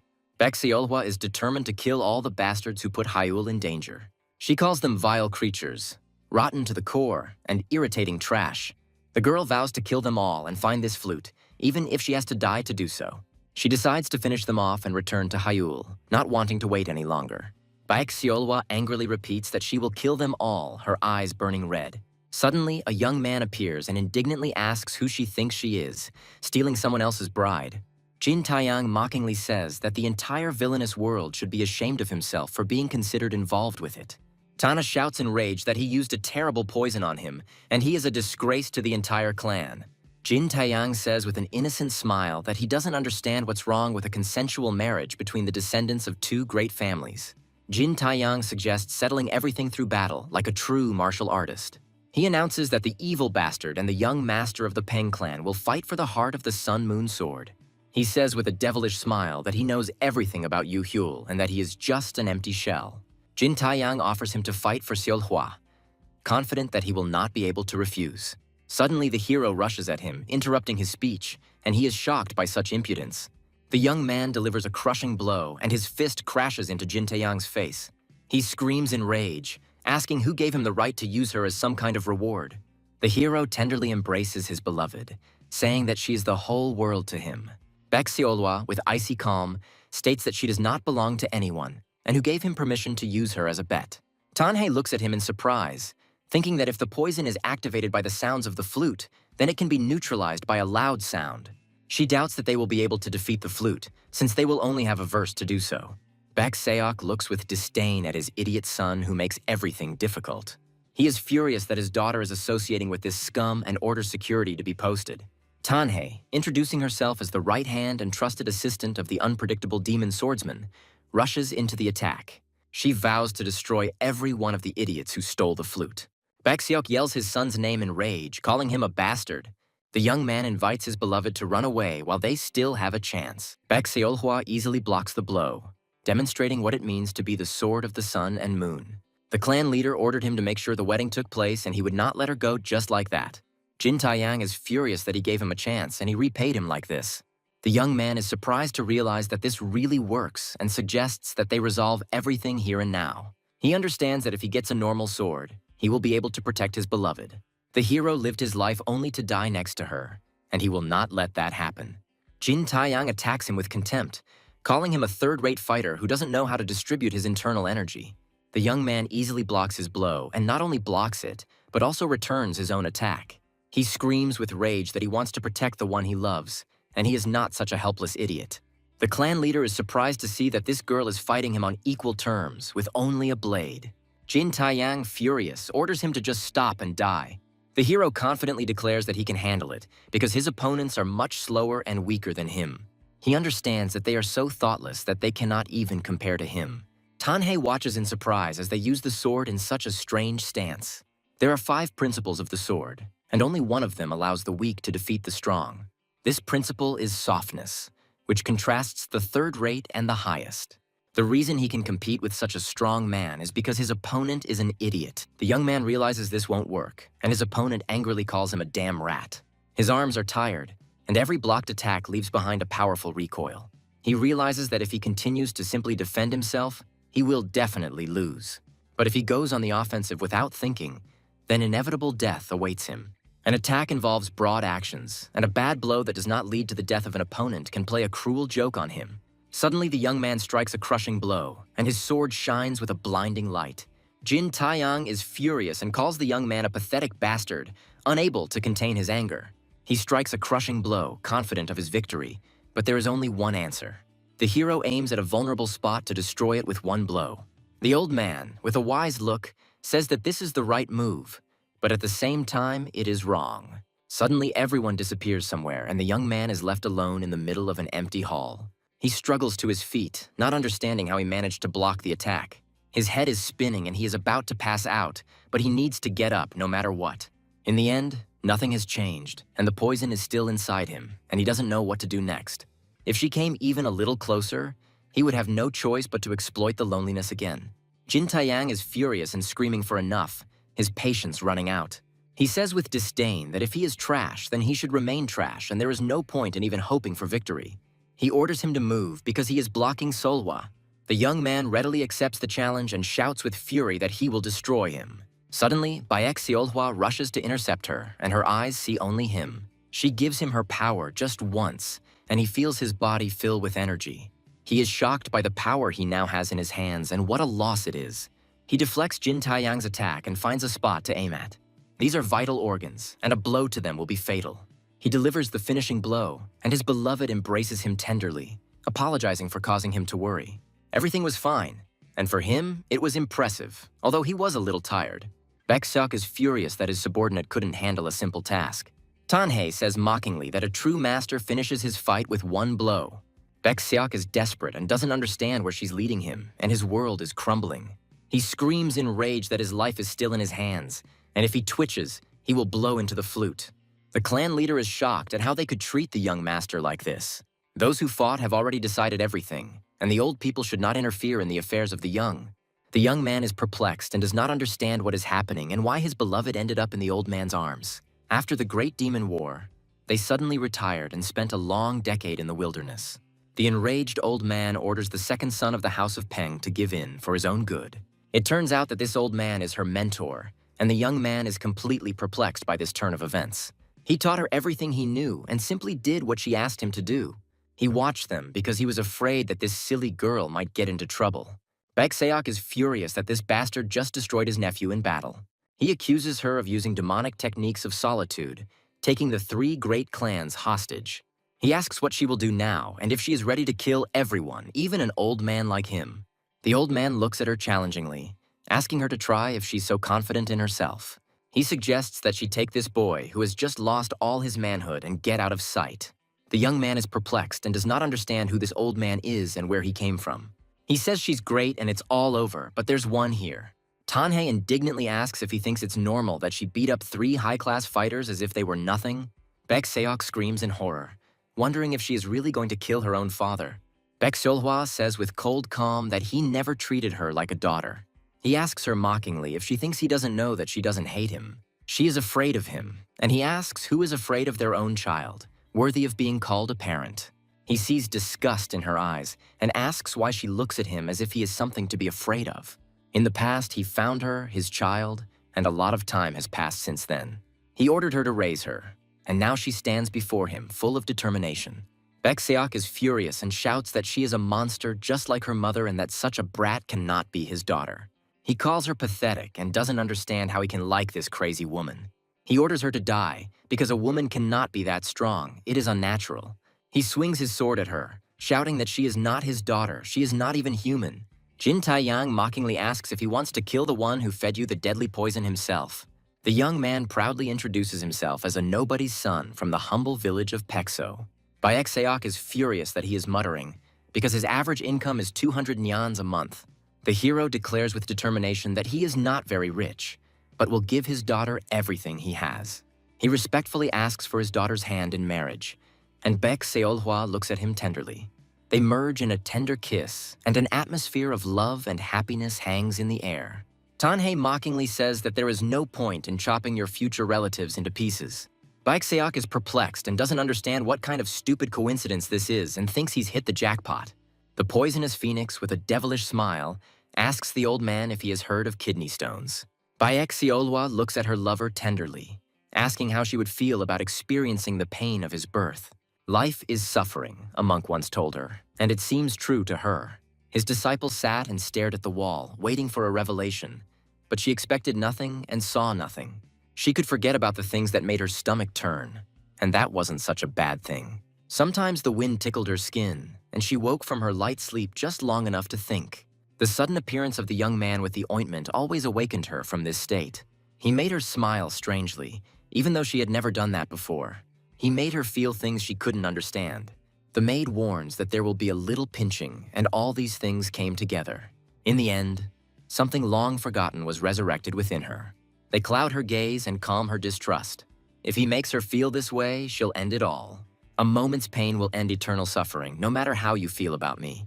He screams in horror, calling for Mrs. Soul, and rushes into the water after her. She could have ended all of this, but why even a simple look at his face makes her feel more than all this pain and unhappiness. He pulls her out of the water and asks her in despair why she tried to save him.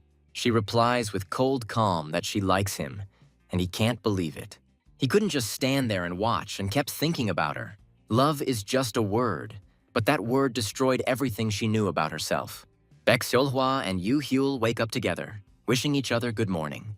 Mentor Yang Chun introduces himself and explains that he hasn't taught for a long time. He advises the young man to rest, as he is still recovering from his injury. Suddenly, the old man slaps him, shouting, "Since when do students interrupt their teachers?" He decides to talk in order, while the young man is perplexed and does not understand what is happening. The poison of loneliness that he drank is successfully extracted, and the hero thanks him for his help. It turns out that when he checked the pulse, there was no poison in it anymore. The mentor doesn't know how this happened and can only guess. Internal QI energy is the only explanation, because the body's ability to cleanse itself of toxins is an indicator of the highest degree of mastery. He tells the boy not to get too excited, and his words leave the young man puzzled. It turns out his energy wasn't circulating at all, and it wasn't a matter of talent or body. His dantian is sealed by something extremely powerful, and he is horrified by this news. He remembers using his strength in that battle, and it helped him. The mentor explains that this seal is not simple, and he is not an expert to do anything with it. The hero is in despair that after all this, he thought he could finally be of use to her. He reproaches his mentor for saying that there is little he can do. Once upon a time, there lived a man in tattered clothes with a plain appearance, and he had to appear out of the blue for the head of the demon of the chaotic sword. Lately, there have been too many of these guys, and this place has turned into a real human cemetery. Baek Seolhwa coldly says that it could add to their budget and takes his clothes. The young man thanks his beloved, but she asks with a flirtatious smile if it's just words. Ever since Solwa came home, she has become more persistent. Tanhei is in despair that she has made the biggest mistake of all, and this is the greatest failure. She secretly carried away one dumpling at a time, which were intended for that old man. The pink-haired girl can't believe that the old man is the best under heaven, and it's not a joke. The thought of a fateful meeting makes the young man think about his life. He recalls rumors about the founder of the Chagall family, who is said to be able to control the wind. His seal carries its own will, and the strongest feeling in it is its foreignness. It is highly likely that this should be considered a martial art that has been cursed. The mentor hopes that the young man will find a real spellcaster and successfully solve his problem. He just wanted to make sure of the merits of the man that this wayward girl was following. An old man who left this mortal world long ago decides that it is time for him to return. Suddenly, an old woman bursts into the room, and the young man is shocked by her appearance. It turns out that it is the old woman Doko Yeon, and the old man orders her to quickly return to the nursing home. He said that they needed to find a man without a single clue, But the young man had no idea how to do this. There are so many he doesn't look for, and he doesn't understand why so many people are recklessly getting into fights. The guild leader asks with surprise if he is asking because he doesn't know. Suddenly, the same lady manager appears, and the young man greets her with joy. She wonders what they have been doing all this time and what kind of messenger this Murim is. The rotten and powerless officials, the righteous factions, and the Murim Union, all of them are just sucking the blood out of the common people. In these troubled times, they will once again restore justice and honor, guiding and protecting the common people. It turns out that there were lofty goals behind this, and not just a desire to make money. A cunning, chaotic sword demon attacked the Peng family of Habuk, one of the 5 great clans. The brave groom, the young gentleman, stood valiantly in his way, but the sudden attack came at the most unfortunate place. One cannot help but feel sad that the atrocities of the villains of the unrighteous faction have finally reached their limit. They say that the same chaotic sword demon lives right here in their village. People worry that he might harm them, but they are reassured that he has never appeared. One of the journalists is in a panic that a demon might come to him to forcibly hide the truth. Suddenly, 3 people appear behind him and he points at them in horror. He tries to calm them down in a panic, but his life is on the line and he doesn't understand why he came now. He thinks that, given that he ordered food, although it could have been laced with poison, he didn't come to the How Brotherhood but simply to eat at the tavern. The guild leader believes that it is largely his fault, since he was afraid of the man even before anything happened. She says that it is her job after all and asks what he plans to do when he finds the How Brotherhood. The girl doesn't understand whether he is now planning to take revenge or something like that. Baexiolwa says with icy calm that the hands need to be cut off, and her words shock the audience. The young man with a devilish smile says that he will have to bake it well. He offers to bake it and then eat it, and his words horrify the girl. She screams in panic that she will die and be eaten, but he tries to calm her down. They find the Murim messenger and realize that they have found what they were looking for. The young man understands that if they have such an information network, then it will be easy for them to find rumors. False rumors have become commonplace, and bearing them is also commonplace. It seemed she had heard of the dragon priestess from the Chagall family. House Zhuge is the brains of the Marima Alliance, renowned for their strategies, formations, and spells. Their martial arts, which were primarily aimed at defense, were more reminiscent of self-defense. There were rumors in the martial arts world that the martial arts of the House of Zhuge were inferior to those of smaller schools. When other schools began to express doubts, the House of Zhuge made an official statement. Having received a divine artifact and a gifted genius, they acquired a special spell that allows them to develop martial arts. At this festival, they promised to share this power with other warriors. The very existence of such a convenient spell raises suspicions, and the fact that they are going to share it is generally hard to believe. Zhuge's house is now open to all, and crowds of people flock to its gates. The main celebration of the Zhuge family is dedicated to the ancestor of the Zhuge family, Muhu, and a drawing of lots is held for 3 days. Perhaps that is why there are more warriors here than ordinary tourists. Thanks to his masquerade, the young man at least does not attract attention. He hears talk about the young head of the Peng clan, who is said to have finally shown his fangs. The hero mockingly remarks that someone here is suffering from a migraine because of this minor chapter. His beloved asks him with concern if he is in pain and suggests that he rest. Suddenly, Cheonyun's mentor runs up to them, offering him a rest when he is having a hard time. The young man is shocked to be embraced by the elder of the Hwasan school. A visit to a friendly school festival is part of her busy schedule. The mentor reflects on the mysterious priestess and the rumored spell. She thinks that if this power is really so great, it can even reverse death. Evanda is horrified by her words, but she says with cold calm that this cannot be dealt with. Cheonyan says goodbye to them with a smile, saying that it was nice to meet them. She apologizes with a smile for her students who caused all this commotion. The mentor informs that a message has just arrived and that trouble will start here soon. There are only 36 people in such a crowd, and they definitely don't have a chance.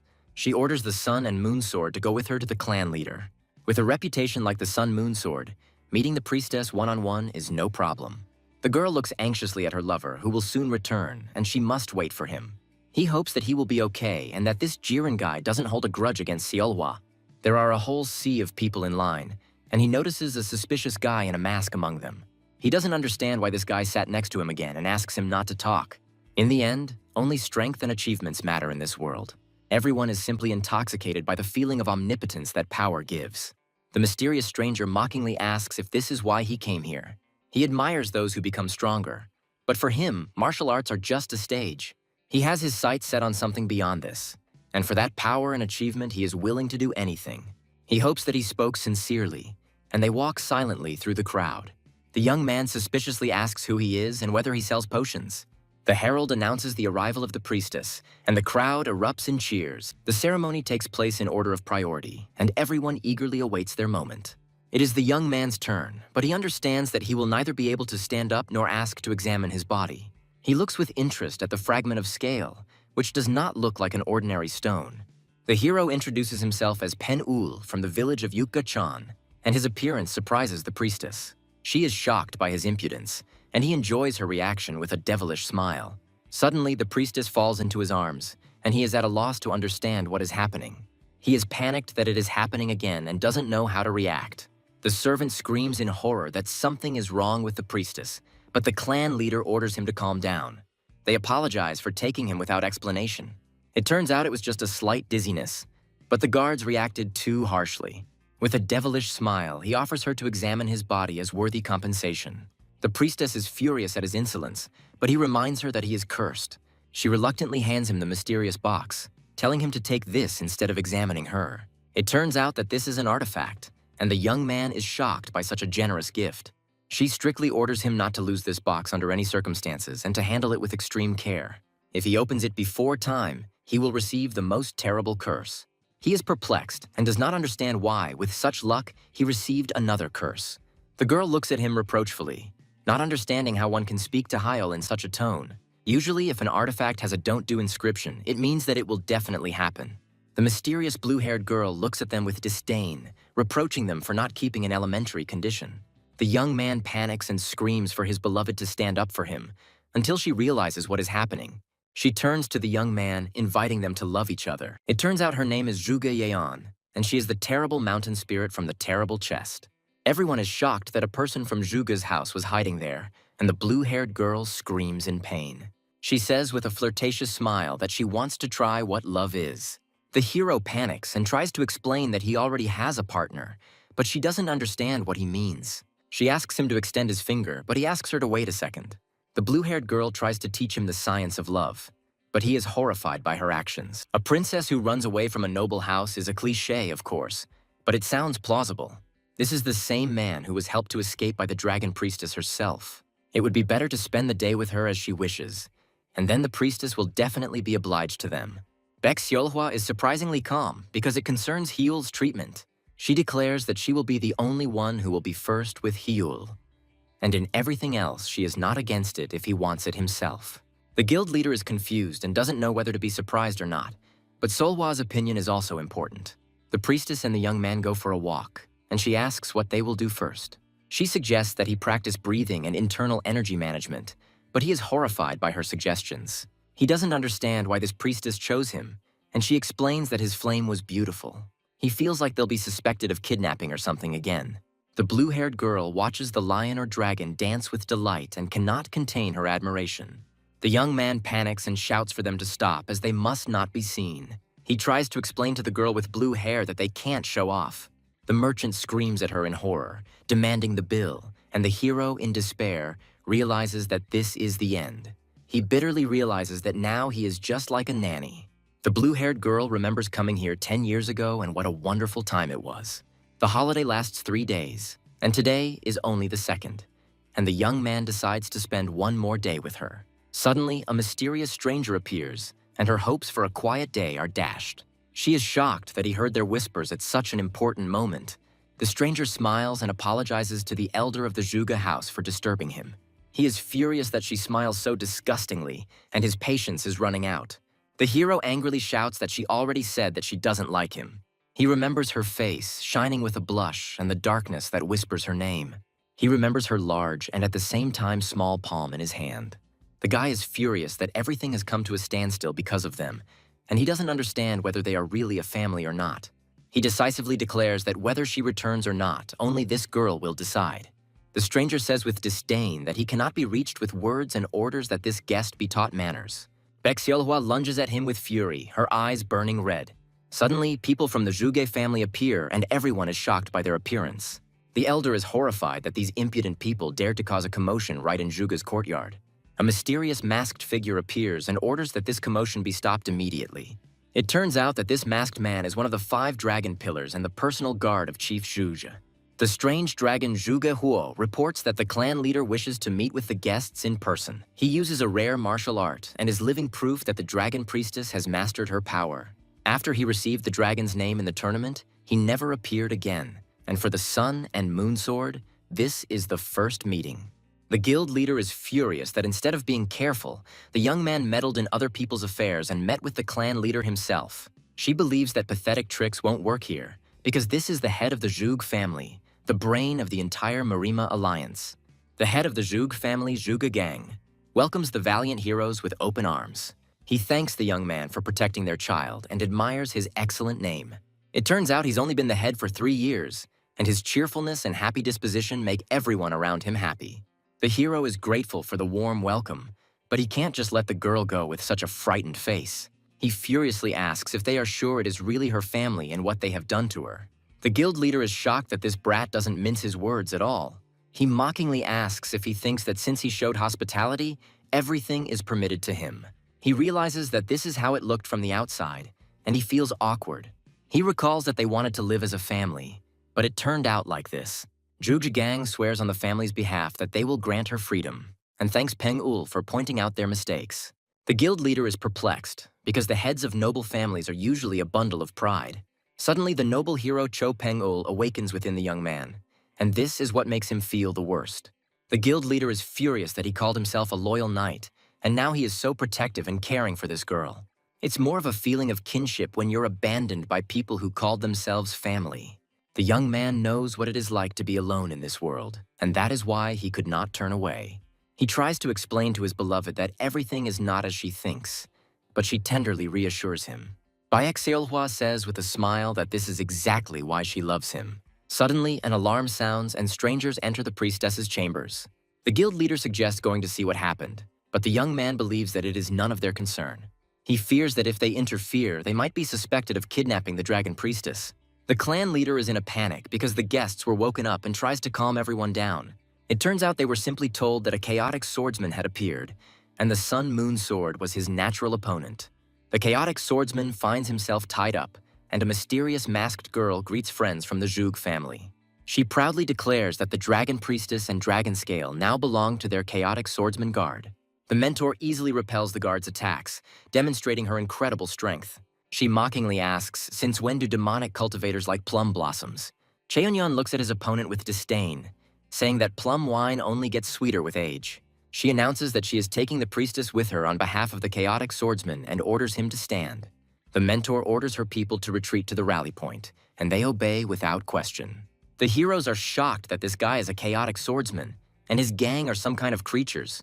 She understands that they will somehow fight off the little ones, but the solar sword is a problem. They committed the kidnapping for a higher purpose, but taking hostages was going too far. Ivandu orders his disciples to close their eyes, and his body is illuminated by a blinding light. Everyone is screaming in horror. Their eyes are burning, and they hate this bald bastard.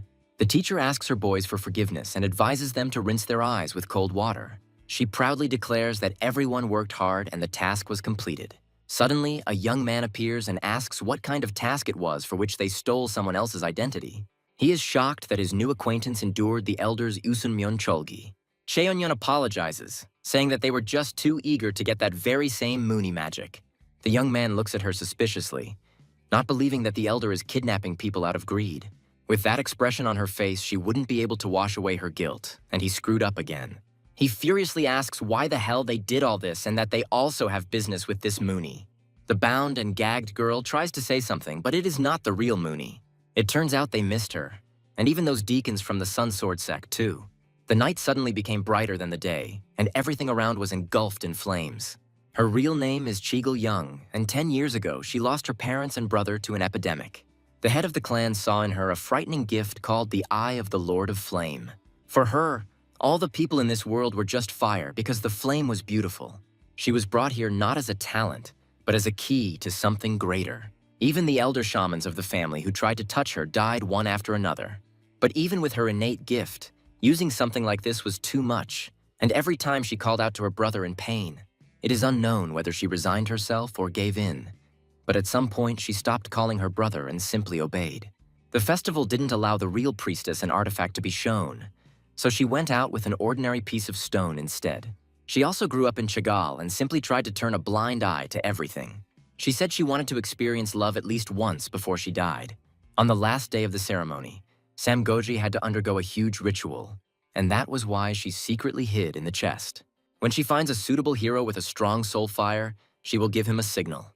In the end, she was caught so easily, and he doesn't understand what's happening. These very scales were real dark purple obsidian, and she thought so. The elder knew what it was and still went along with it. The young man looks at his beloved with suspicion, asking if they both saw this object. It turns out that this is the same piece of obsidian with a purple tint that they left behind. They wanted to use them to get back what they had lost back then, and that was the insanely terrifying power of the demonic sect. The long wait is coming to an end, and the day has come when the dragon, clinging to the earth, will finally soar into the sky. The young man doesn't know what to do, but he wants to help Zhuge Yeon, even though she's waiting for help from someone else. If she wanted to escape, she should have done it immediately and not sat there without resistance. The most important thing is not that she is risking her life, but that Seol Hua will be the one fighting in the end. Suddenly, they are surrounded by armed men, and the young man is terrified by their appearance. He shouts in rage at what they are doing, barging in like this without an invitation. It turns out that they decided to appropriate the priestess for themselves, and now a cruel reprisal awaits them. The chaotic swordsman had completely lost his fear, and this morning the Zhuge clan issued an order to execute him. He won't let some fallen plum stand in his way. The Zhuge clan will not touch those who are not involved in this and asks them to step aside. Suddenly, Baek Hua kisses her lover, and he is shocked by her sudden outburst. An unexpected kiss and a shared circulation of energy, and she knows that if she wants it, Hyul will accept it. Everything that Hyul wants is her desire, because husband and wife are one. The experiment was successful, and the preparations were perfect. The chaotic swordsman's minions have been overwhelmed, but they still have their sights set on the Zhuge clan. He thought that they would attack immediately upon meeting, and he even prepared himself. That imposter and Cheon-young have probably already told them everything, and that's even for the best. An obstacle equal to Cheon-young's came into his hands, and for that, he should thank fate. The servant screams in panic that the chaotic swordsman is coming straight here. Baek Seolhwa orders Sora to immediately head to the Zhuge clan and help the Lord Chief and Zhuge Young escape. The young man shouts in rage that he, the chaotic swordsman, wants to say something. He orders everyone to listen because it is he, the same chaotic swordsman with a scar and a nasty face. He claims that it was he who kidnapped the priestess and the dragon scale and shows everyone the fake. He asks if they think that if they take his head, they will simply be given the promised reward. But he is not like that, and from now on he will tear the Zhuge clan to pieces. And when he finds a real dragon scale, he will cast a spell of power on each of them without exception. They have only two options: either go with him and gain power, either continue to believe in the false promises of the Zhuge clan and stand against the chaotic swordsman. The entire defensive formation is destroyed, and people are in a panic and do not understand what is happening. The crowd, inspired by his speech, rushes to attack, and Lord Chaotic Swordsman is with them. All the bad fame that had followed him before, and his name was already disgraced. The young man declares with determination that it is time for him to take advantage of this. The clan leader is furious that the righteous Hosan sect is collaborating with the Chaotic Swordsman. He doesn't understand where this bastard came from, because they knew about every strong opponent. Besides Hosan and the Chaotic Swordsman, everyone else there is a rabble, and they just need to buy time. Kiriona orders the Black Claw Squad to be released, but the young man panics and screams that it is not necessary. He is glad that everyone listened to him, and understands that the main reason is that the Zhuge clan was considered easy prey. Suddenly, the personal detachment of the head of the Zhuge clan appears, and their appearance is terrifying. They warn the Chaotic Swordsman to remain vigilant, and this is the true form of the Zhuge clan's art. From this fragment of residual power, the heavenly demon sword was finally reborn. That day, the flame took everything, and just to grab that hand again, he is ready to do anything. His ugly face and anger will not allow him to go further, and he cannot come to terms with this. But for a warrior, sharpness is a good quality, and it is enough to just slightly direct the tip of his blade. He stands out among them. Even though they all receive the same training and patronage, it's hard for us and the common people, and there are many who have fled, unable to bear it. He is congratulated and is now a family of the Zhuge clan. Suddenly, a chaotic swordsman appears, and the young man is confused as to why he is here again. He lunges forward, and his sword collides with his opponent's sword.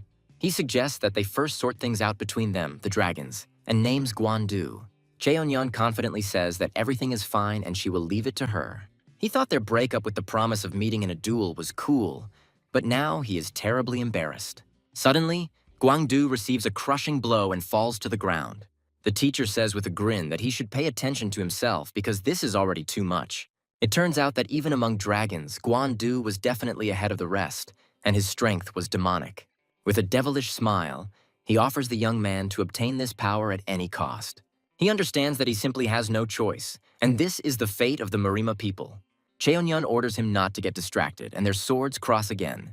She says with disdain that all this is ridiculously funny, because in the end, everyone is only chasing power. He is furious at her banal logic and promises to give her the same banal ending.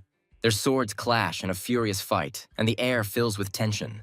The young man can hardly believe what is happening, as if the very earth and sky are trembling from their battle.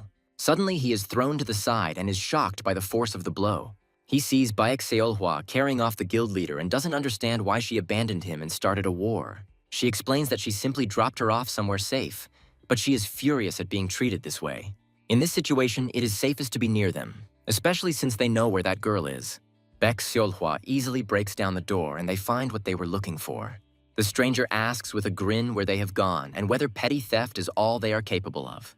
He, Zhuge Sa, would teach the likes of them a lesson as a master of the arts of the highest level. Baek Seolhwa and the guild leader interrogate the maid, asking what she is looking for. Only a few know about such an important matter, and they don't have time for torture. Such an important ritual would hardly be carried out in public view, and they would certainly have prepared a suitable place. Baek Seolhwa thinks it's easier to go around everything herself, but she's warned about the Sai family's vast holdings. She believes that they would not write down such secrets in documents, and that she is just a traitor. Suddenly, the guild leader finds a record of the construction of 2 basements near the residence of the head of the family 10 years ago. They tried to cover their tracks, but there were several big holes in the accounting. Judging by the situation, we are talking about the construction of a top-secret basement.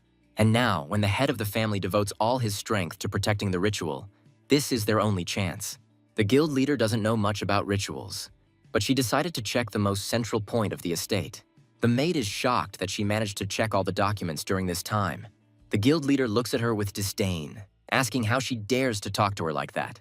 Now they know the approximate location, and Baek Seolhwa uses her power to find what they were looking for.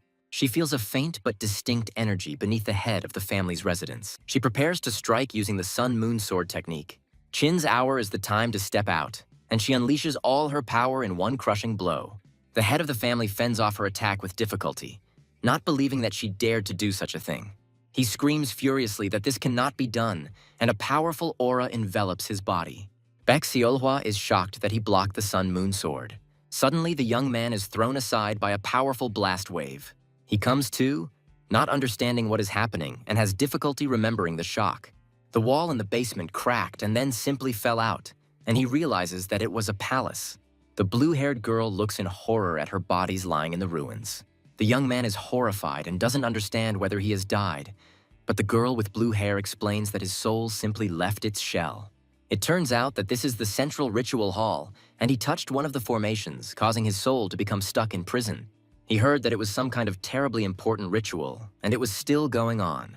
Whenever something big is about to happen, they always lock her in here and use her body as a puppet. He understands that she is not a student, but just a key, and he feels ashamed that he came to save her, but ended up getting caught himself. The girl with blue hair doesn't understand why she suddenly needs to be saved. It's far beyond anything she could have imagined, and she's overcome with horror. She realized even then that she was not an ordinary girl, but this was not at all what she expected.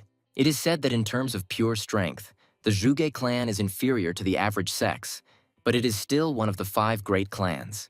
She fights him on equal terms, alone, and she's not even 20 yet. But the sword of the sun and the moon, the words genius or monster don't even come close here. He always believed that in a defensive duel it makes no difference to anyone. But she shatters all his formations and charms as if they were made of waste paper, and he doesn't understand who the hell she is. She proudly declares that she is Hyle's wife and cannot describe herself any other way. He believes that another strong fighter is only to their advantage, and this does not bother him. He decides to play with her a little more and with a devilish smile prepares to attack. The young man asks if these people don't make her life unbearable, and she confirms that they do. He is alarmed to realize that she will most likely die and does not understand why she does not even try to escape. She asks indifferently why and what she will get if she runs away. He says with despair that she will no longer suffer and will be able to enjoy life outside. The young man asks hopefully if she really had fun during the holidays. She sadly admits that it was nice because it reminded her of the past. The flame she sees is never the same, and it flickers with every passing moment.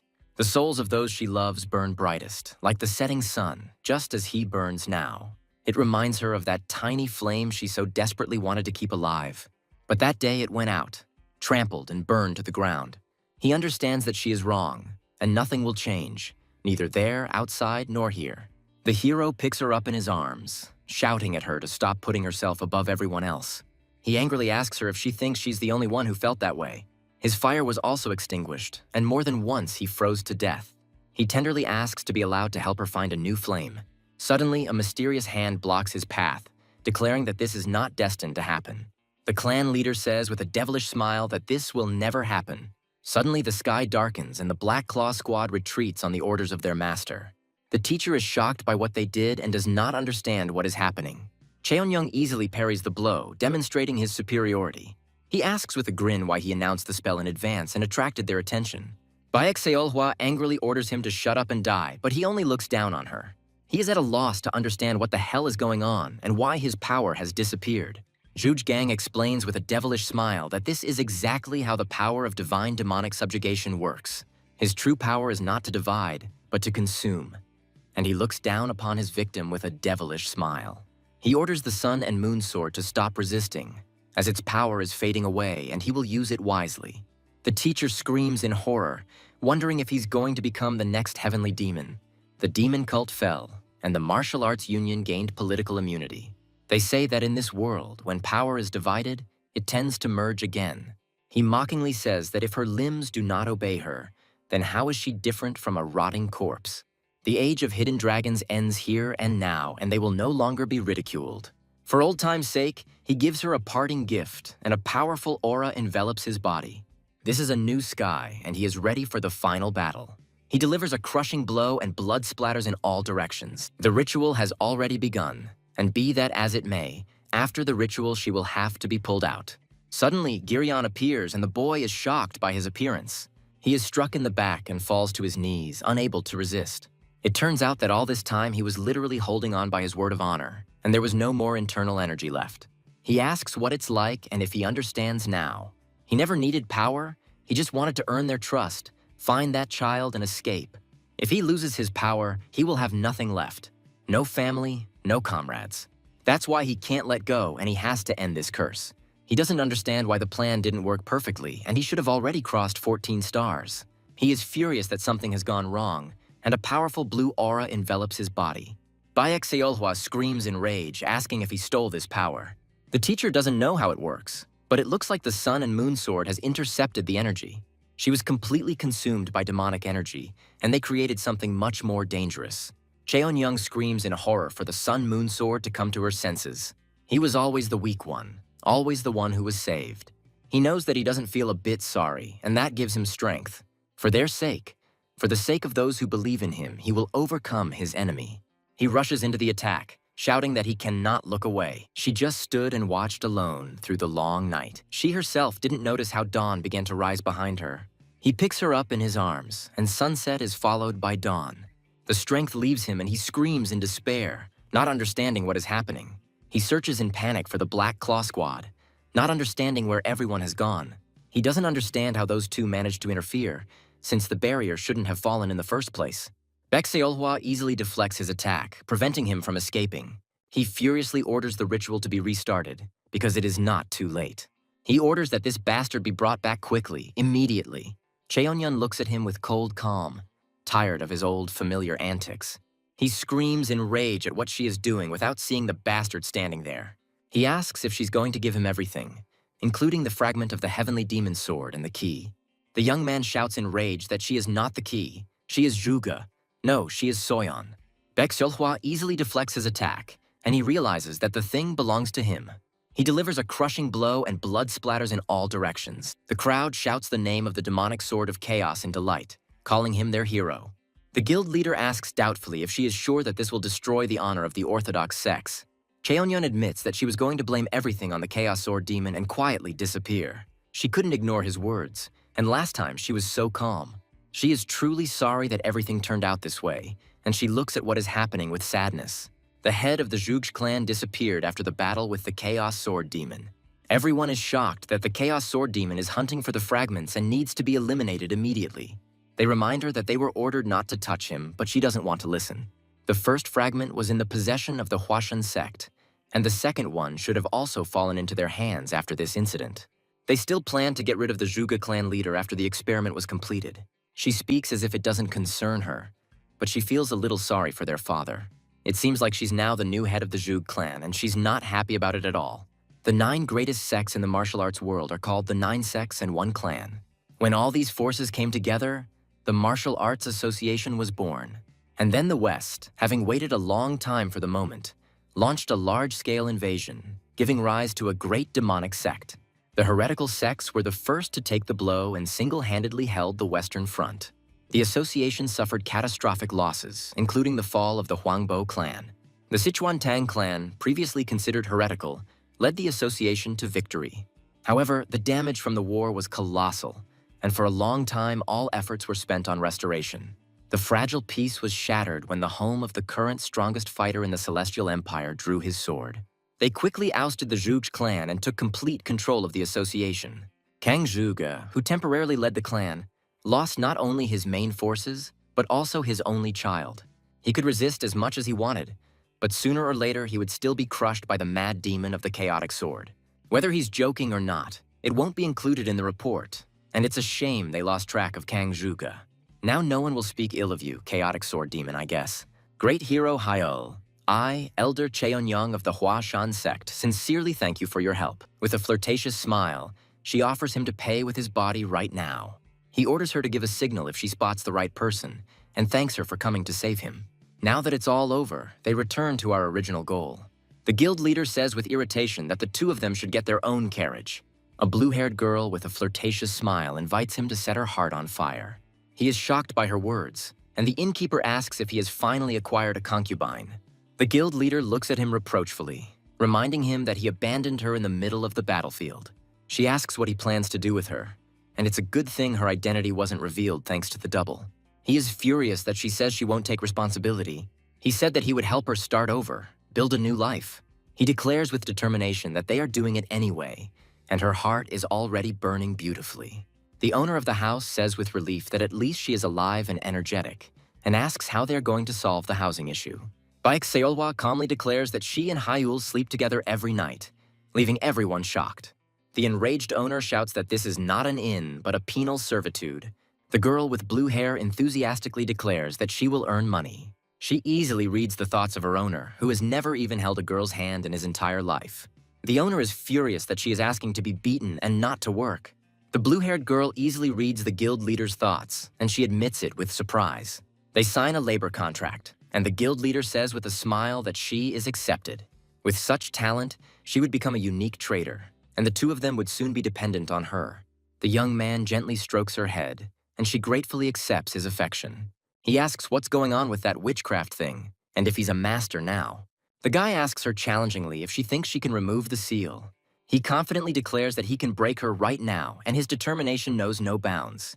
He sleeps peacefully, and his beloved hugs him tenderly, guarding his sleep. She kisses him and he wakes up, relieved to know she's here. She knows he would rather die than listen to her. But if he needs to become stronger, there's only one thing he lacks: an understanding of who he really is. Baek Seolhwa is doing housework, and her appearance is mesmerizing.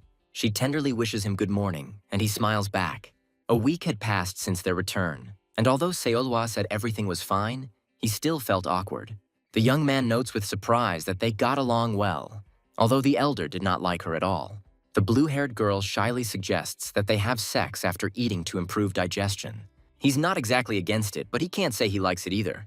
She looks at him tenderly, saying that this is enough for her, because he looks so happy when they get along. He is delighted with her words and shouts how much he loves his wife.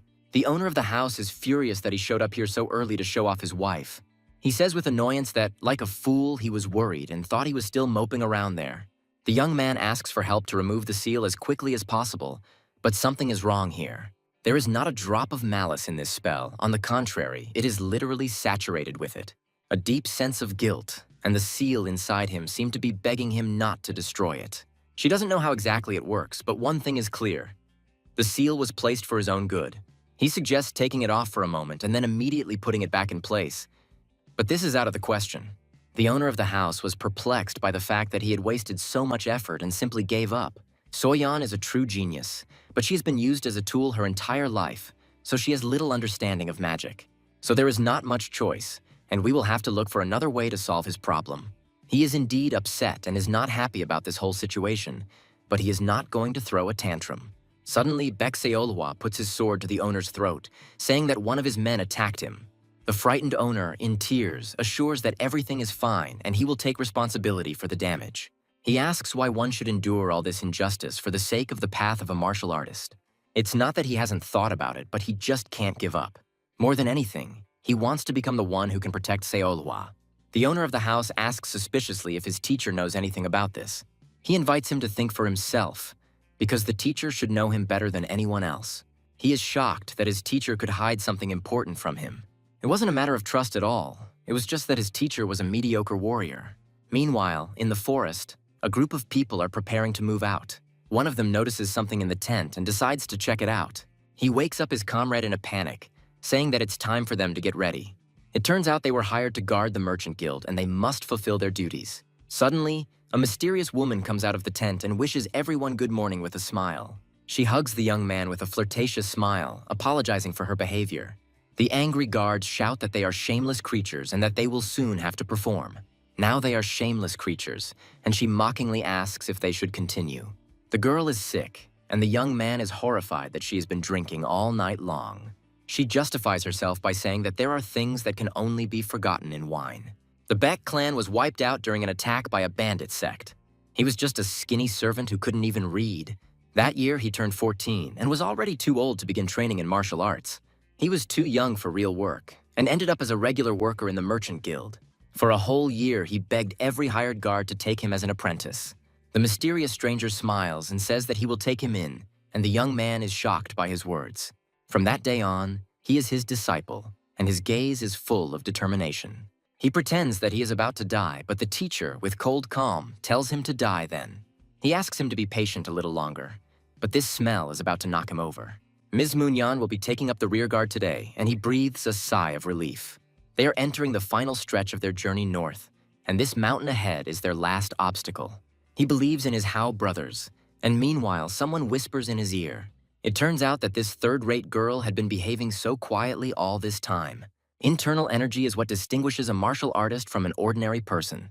A third-rank fighter is essentially an ordinary trained person with an unawakened energy center. One can become a second-rank master only when energy begins to circulate throughout the body, granting strength. When you gain complete control over this energy, you enter the realm of superhuman possibilities. The mentor he finally found turned out to be a complete non-entity, just a third-rate girl. He tries to calm her down, telling her that she has no reason to be angry, but she is furious. She screams that everything he said is the absolute truth, and that is precisely why there is no need to get angry. He is ashamed to even raise his head, and all because of her, his teacher. She says mockingly that it is no wonder he is afraid to raise his head when such a wonderful mentor is nearby. He's sick of her and he's screaming at her to stop. She smells like she just threw up. Suddenly, the head of the trading guild appears, and everyone is shocked by his appearance. He explains that he spent the whole day at the inspection and decided to stretch his legs a little. The guild leader mockingly asks if they have heard that they are now in the territory of the Green Forest Bandits. The young man apologizes, saying that all they do is quarrel all the way. He explains that he hired him only because he was cheap and didn't expect much. The guy admits with a smile that he didn't have much of a choice either when he decided to follow her. The guild leader agrees with the young lady that there is nothing to fear. All sorts of scoundrels like to inflate their value, and he himself had crossed these mountains more than once. He'll bet his hand on them if they actually show up. Suddenly they are attacked by bandits, and the front line is already crumbling. The young man screams in panic that they need help, but his teacher doesn't understand what he means. She coldly calmly declares that they are leaving here and grabs the head by the collar. He is perplexed and does not understand how she imagines this, because they are obliged to help them. He is furious that his teacher despises everything so much and asks if she has a conscience. She angrily screams that he will die before he can blink if he continues to yap like this. She asks what he's trying to achieve and reminds him that they're already here. It seems they have no other choice, and she draws her sword with determination. She ties him up, telling him there is no choice, and he is shocked by her actions. She explains that she would have run away long ago if it weren't for him. She says that if she were alone, she would have abandoned this caravan and left here long ago. He is horrified by her words, but she reminds him of the first rule. She says you have to avoid fights and put your life first, and that's the law. The young man asks in despair why they taught him to use a sword at all. The leader of the Union tries to calm everyone down, saying that the great hero Mayun is still fighting for them. He is confident that the hero has already dealt with the villains and is rushing to their aid. Suddenly, Mayun appears and everyone looks at him with hope, believing that he will save them.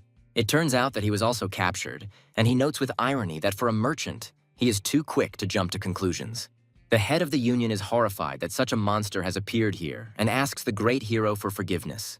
The whole gang is already assembled, and the mysterious woman greets them with a smile. She turns out to be one of the outcast 8 of the Green Forest, and the leader of the Union is shocked by what she's doing here. She says with a grin that she rarely gets involved in such skirmishes, but this time unforeseen circumstances arose.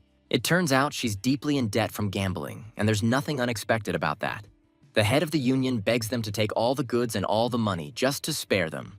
The girl looks at him with contempt, saying that it is already hers. She checked their cargo, and it was clearly not enough to cover her debts. She declares with a devilish smile that she will sell them all to a slave trader tomorrow.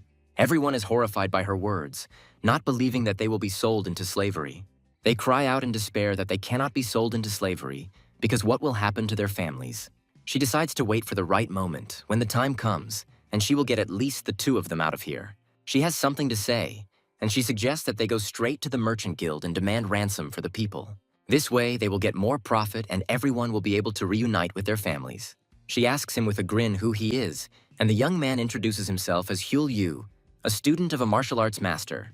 The mysterious woman smiles and says that she has something for Hyul Yu too. She admits with a devilish grin that she adores people like him, selfless and brave. He receives a crushing blow and falls to his knees, unable to resist. She looks at him with disdain, saying that she needs to seriously pull herself together. She decides that this is all, because they are still goods after all. The guild leader is horrified that he was captured, but the young man assures him that he is fine. He proudly shows off the key he managed to steal, and everyone is shocked by his courage. They owe the young hero a huge debt of gratitude and need to get out of here before they're spotted. The door opens and they rush to freedom while they have the chance. The young man urges his teacher, urging her to run while she has the chance. She says mockingly that that first-class warrior might have suspected something. Actually, she really was going to sell them this time, but this kid managed to hook her. She wonders with interest what kind of faces they will make when they realize how they were fooled. Suddenly, a mysterious woman attacks her from behind, and she doesn't have time to react. She is horrified that she didn't even notice her approach and doesn't understand who she is. Even now, she doesn't feel her presence at all, and this frightens her. The teacher asks why she taught him how to use a sword at all, and he doesn't understand where she's going with this. She kisses him tenderly, apologizing that she just needed to get her sword. She orders them to leave here before they are caught, and he looks after her, embarrassed.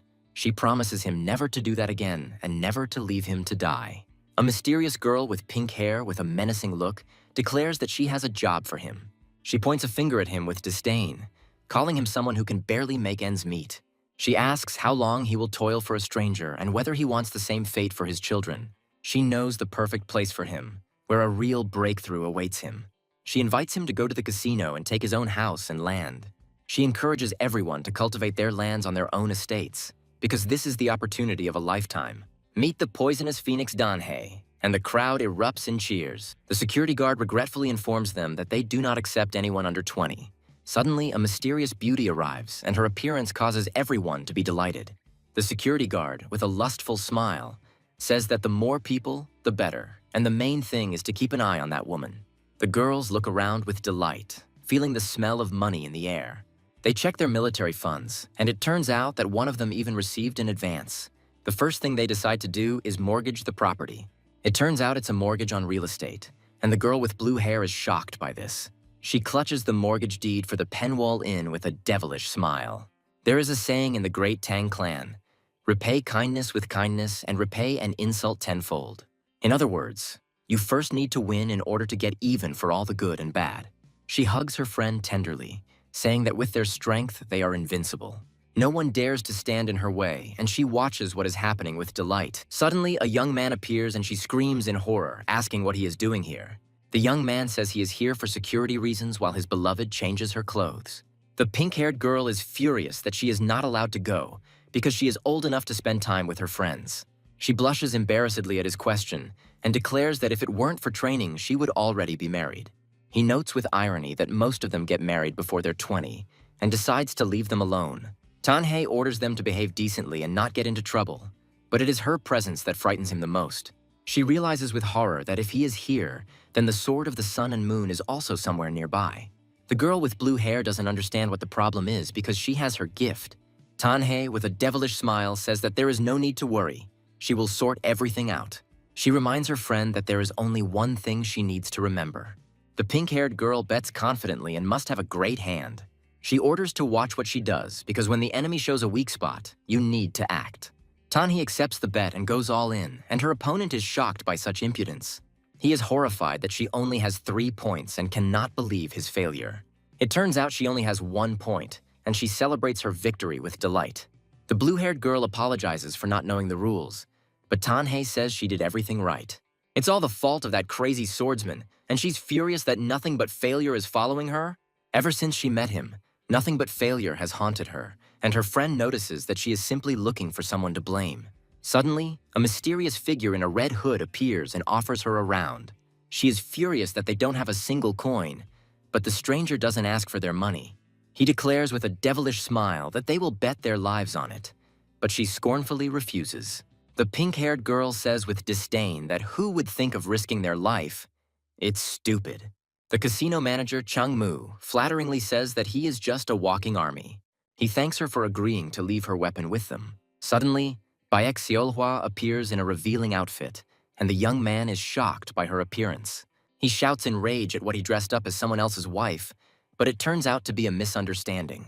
She says with surprise that she definitely left a guard's uniform here, and not this traditional performance costume. As soon as she saw this outfit, she immediately knew that she wanted to seduce him in it. She asks him with a flirtatious smile how he likes her, and he, embarrassed, admits that he likes her. Suddenly, the manager gets hit in the eye and screams in horror from pain. He panics and says that they can rest here and he will come back for them later. The young man asks with concern if everything is okay with this guy. The manager, with a devilish smile, says that they will get more from him. The bet is 20 silver coins with a minimum bet of 1 coin. The game will end after 20 rounds or when one side runs out of money. If she wins, she takes all the silver coins, and if he wins, she takes all the silver coins. He takes her to the mad swordsman as he promised, and they begin the game. This fool doesn't even suspect that the mad swordsman is already here in the casino. She has incredible power at her side, and although she doesn't understand why she has it, it doesn't stop her from winning. She decides to bet 19, risking everything from the very beginning. He says with a devilish smile that, of course, no matter what she bets, his card will still be better. She sees a sign from So-yeon and realizes that he is probably bluffing. She accepts the bet and, with a devilish smile, prepares to reveal all her cards.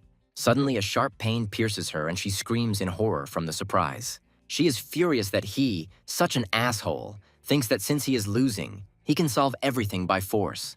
She looks at him defiantly, telling him to try, and her body is engulfed in green flames. He mockingly asks if she doesn't see that an honest victory is already right under her nose. She furiously accuses him of having just switched the cards. Kwatu is a battle of flowers, and if you can't take a hit, then you're still just a child. She says with a devilish smile that this is how he wants it. There is some commotion outside, and the young man decides to go and check what happened.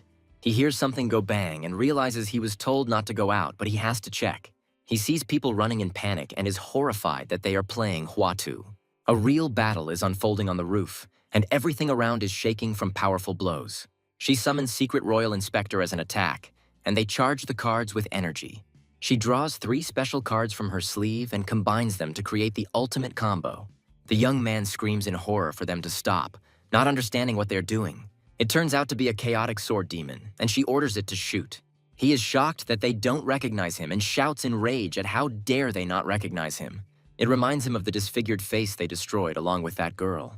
Look, it's him, Kyung-chul, and his face is distorted with anger and fury. The young man asks in bewilderment who he is, and he is overcome with anxiety. The servant asks worriedly how his master's eyes are, but he still feels dizzy. He asks suspiciously if she thinks that this bitch suspects something. He believes that this girl from the light factions could have warned them out of the kindness of her heart. He orders them to act strictly according to the plan, because he saw this bastard hanging around near their shop. In the past, he would shout in rage that whatever the reason, it was too much. He is desperate because if it weren't for that scumbag Hyul Yu, he wouldn't be in such a shitty situation.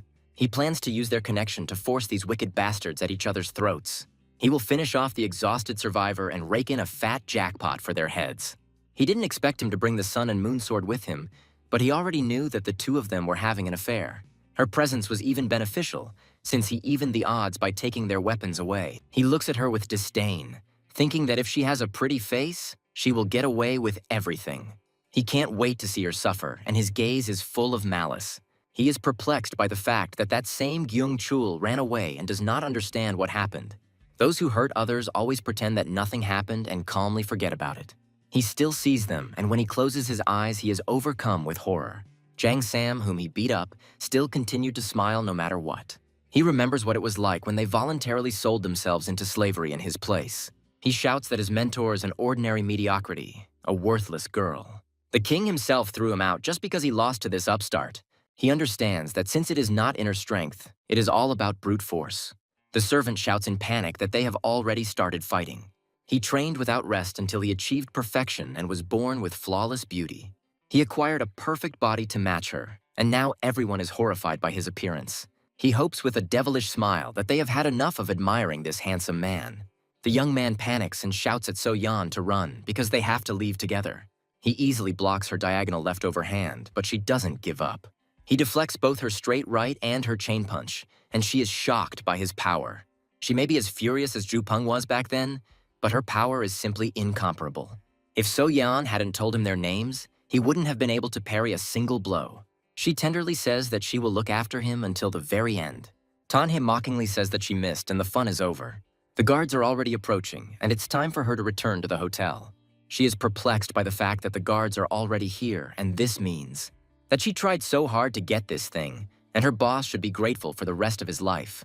These two idiots actually threw away their weapons here, and it's like losing your soul. She realizes with a devilish smile that the sword of the sun and moon is now completely unarmed. She threatens that she will soon catch him, and she will fix it for him. So far, he's been doing a pretty good job of dodging, but he hasn't attacked her even once. He can't defeat her, and now he must accept his fate. Shouldn't a swordsman have a few tricks up his sleeve to get out of a jam? He's panicking because he might have figured out their plan and is just gathering his strength. The young man cries out in despair that he needs reinforcements, but his opponent is sure that this will not save him. Baek Seol-hwa suddenly appears, and everyone is shocked by her rabbit ears. They jump back and forth in positions you'd only expect to see in some kind of dirty picture. He holds her in his arms with difficulty, asking if he has to hold her like this. She is furious that he dares to hide his inner energy and dodge her attacks. He's screaming at the top of his lungs, asking if she can see. The casino manager is shocked by what is happening, not understanding why the gentleman is in the clouds. They'll destroy our entire casino while they're running, and if they don't stop, they'll cost a pretty penny. It turns out that he is running around the hall without even using his internal energy and is using the guest as a shield. He decided to save his strength and mock them, and this makes him very angry. He orders that everyone be mobilized immediately and that he be ensured that he does not escape. We need to do everything possible to ensure that they wear each other out in this fight. Reinforcements have arrived, and the young man looks at his enemies with a devilish smile. They are horrified by his creepy face and cannot believe that he has finally shown his true face. He mockingly says that they are trapped and suggests that they surrender to save their lives. He says it wouldn't have come to this if she had just talked to him. She orders him to obey or lose his precious companion. He is at a loss to understand what they are doing now and what she has been muttering from the very beginning. What difference does it make if a few more small fry get involved? He delivers a crushing blow, and his opponent barely manages to dodge. He must protect So Yan no matter what it takes, because there's no escaping it anymore. Suddenly, Baek Seol-hwa appears, and her appearance saves him from certain death. She throws him his sword, and he realizes that this is his only chance. A flash of light blinds everyone around him, and he struggles to keep his balance. The manager screams in horror that his casino is destroyed and everything just exploded. He is in a panic because his eyes are burning and does not understand what is happening. The manager is horrified by what the hell is going on here and cannot contain his anger. Baek Seolhwa calls out to her lover with a flirtatious smile. He looks at her in surprise, and then at the girl with blue hair. He doesn't understand why she caught him red-handed with two girls at once. He tries to justify himself in a panic, but Baek Seolhwa looks at him with disdain. She is furious at how he can say such a thing, because this is all because of Kyung-joel. He doesn't understand what she's talking about, but her face has literally become a sheath for a sword. He is relieved to realize that she is okay and hugs her tenderly. He decides to hell with it all, and it's time to put an end to the culprit of all this chaos. He decides to report what happened to his master, and silence reigns in the hall. He is horrified that Dan-hae did all this and cannot believe her betrayal. It turns out that the warehouse was attacked, and all of their people who were in ambush were also killed. Everyone is horrified that everything has gone wrong because of this damned crazy sword demon. The casino manager flatteringly says that it must be some kind of misunderstanding. The young man shouts with delight that finally someone understands him. He insists that they didn't mean any harm and that they started all this themselves. He menacingly reminds about the bills for treatment and salaries for the staff. He thought he would be angry, but he gave him a huge bonus for their troubles. He found out that there was a reward on the woman's head, and now luck was on his side. He has a better idea and looks at his victim with a devilish smile. She was a little worried when he suddenly disappeared. And now she was here. The world is harsh these days, and in the world of martial arts, an ordinary person without ingenuity and the ability to run away in time will get nowhere. The blue-haired girl asks for another cup of green tea, although she doesn't seem to care much.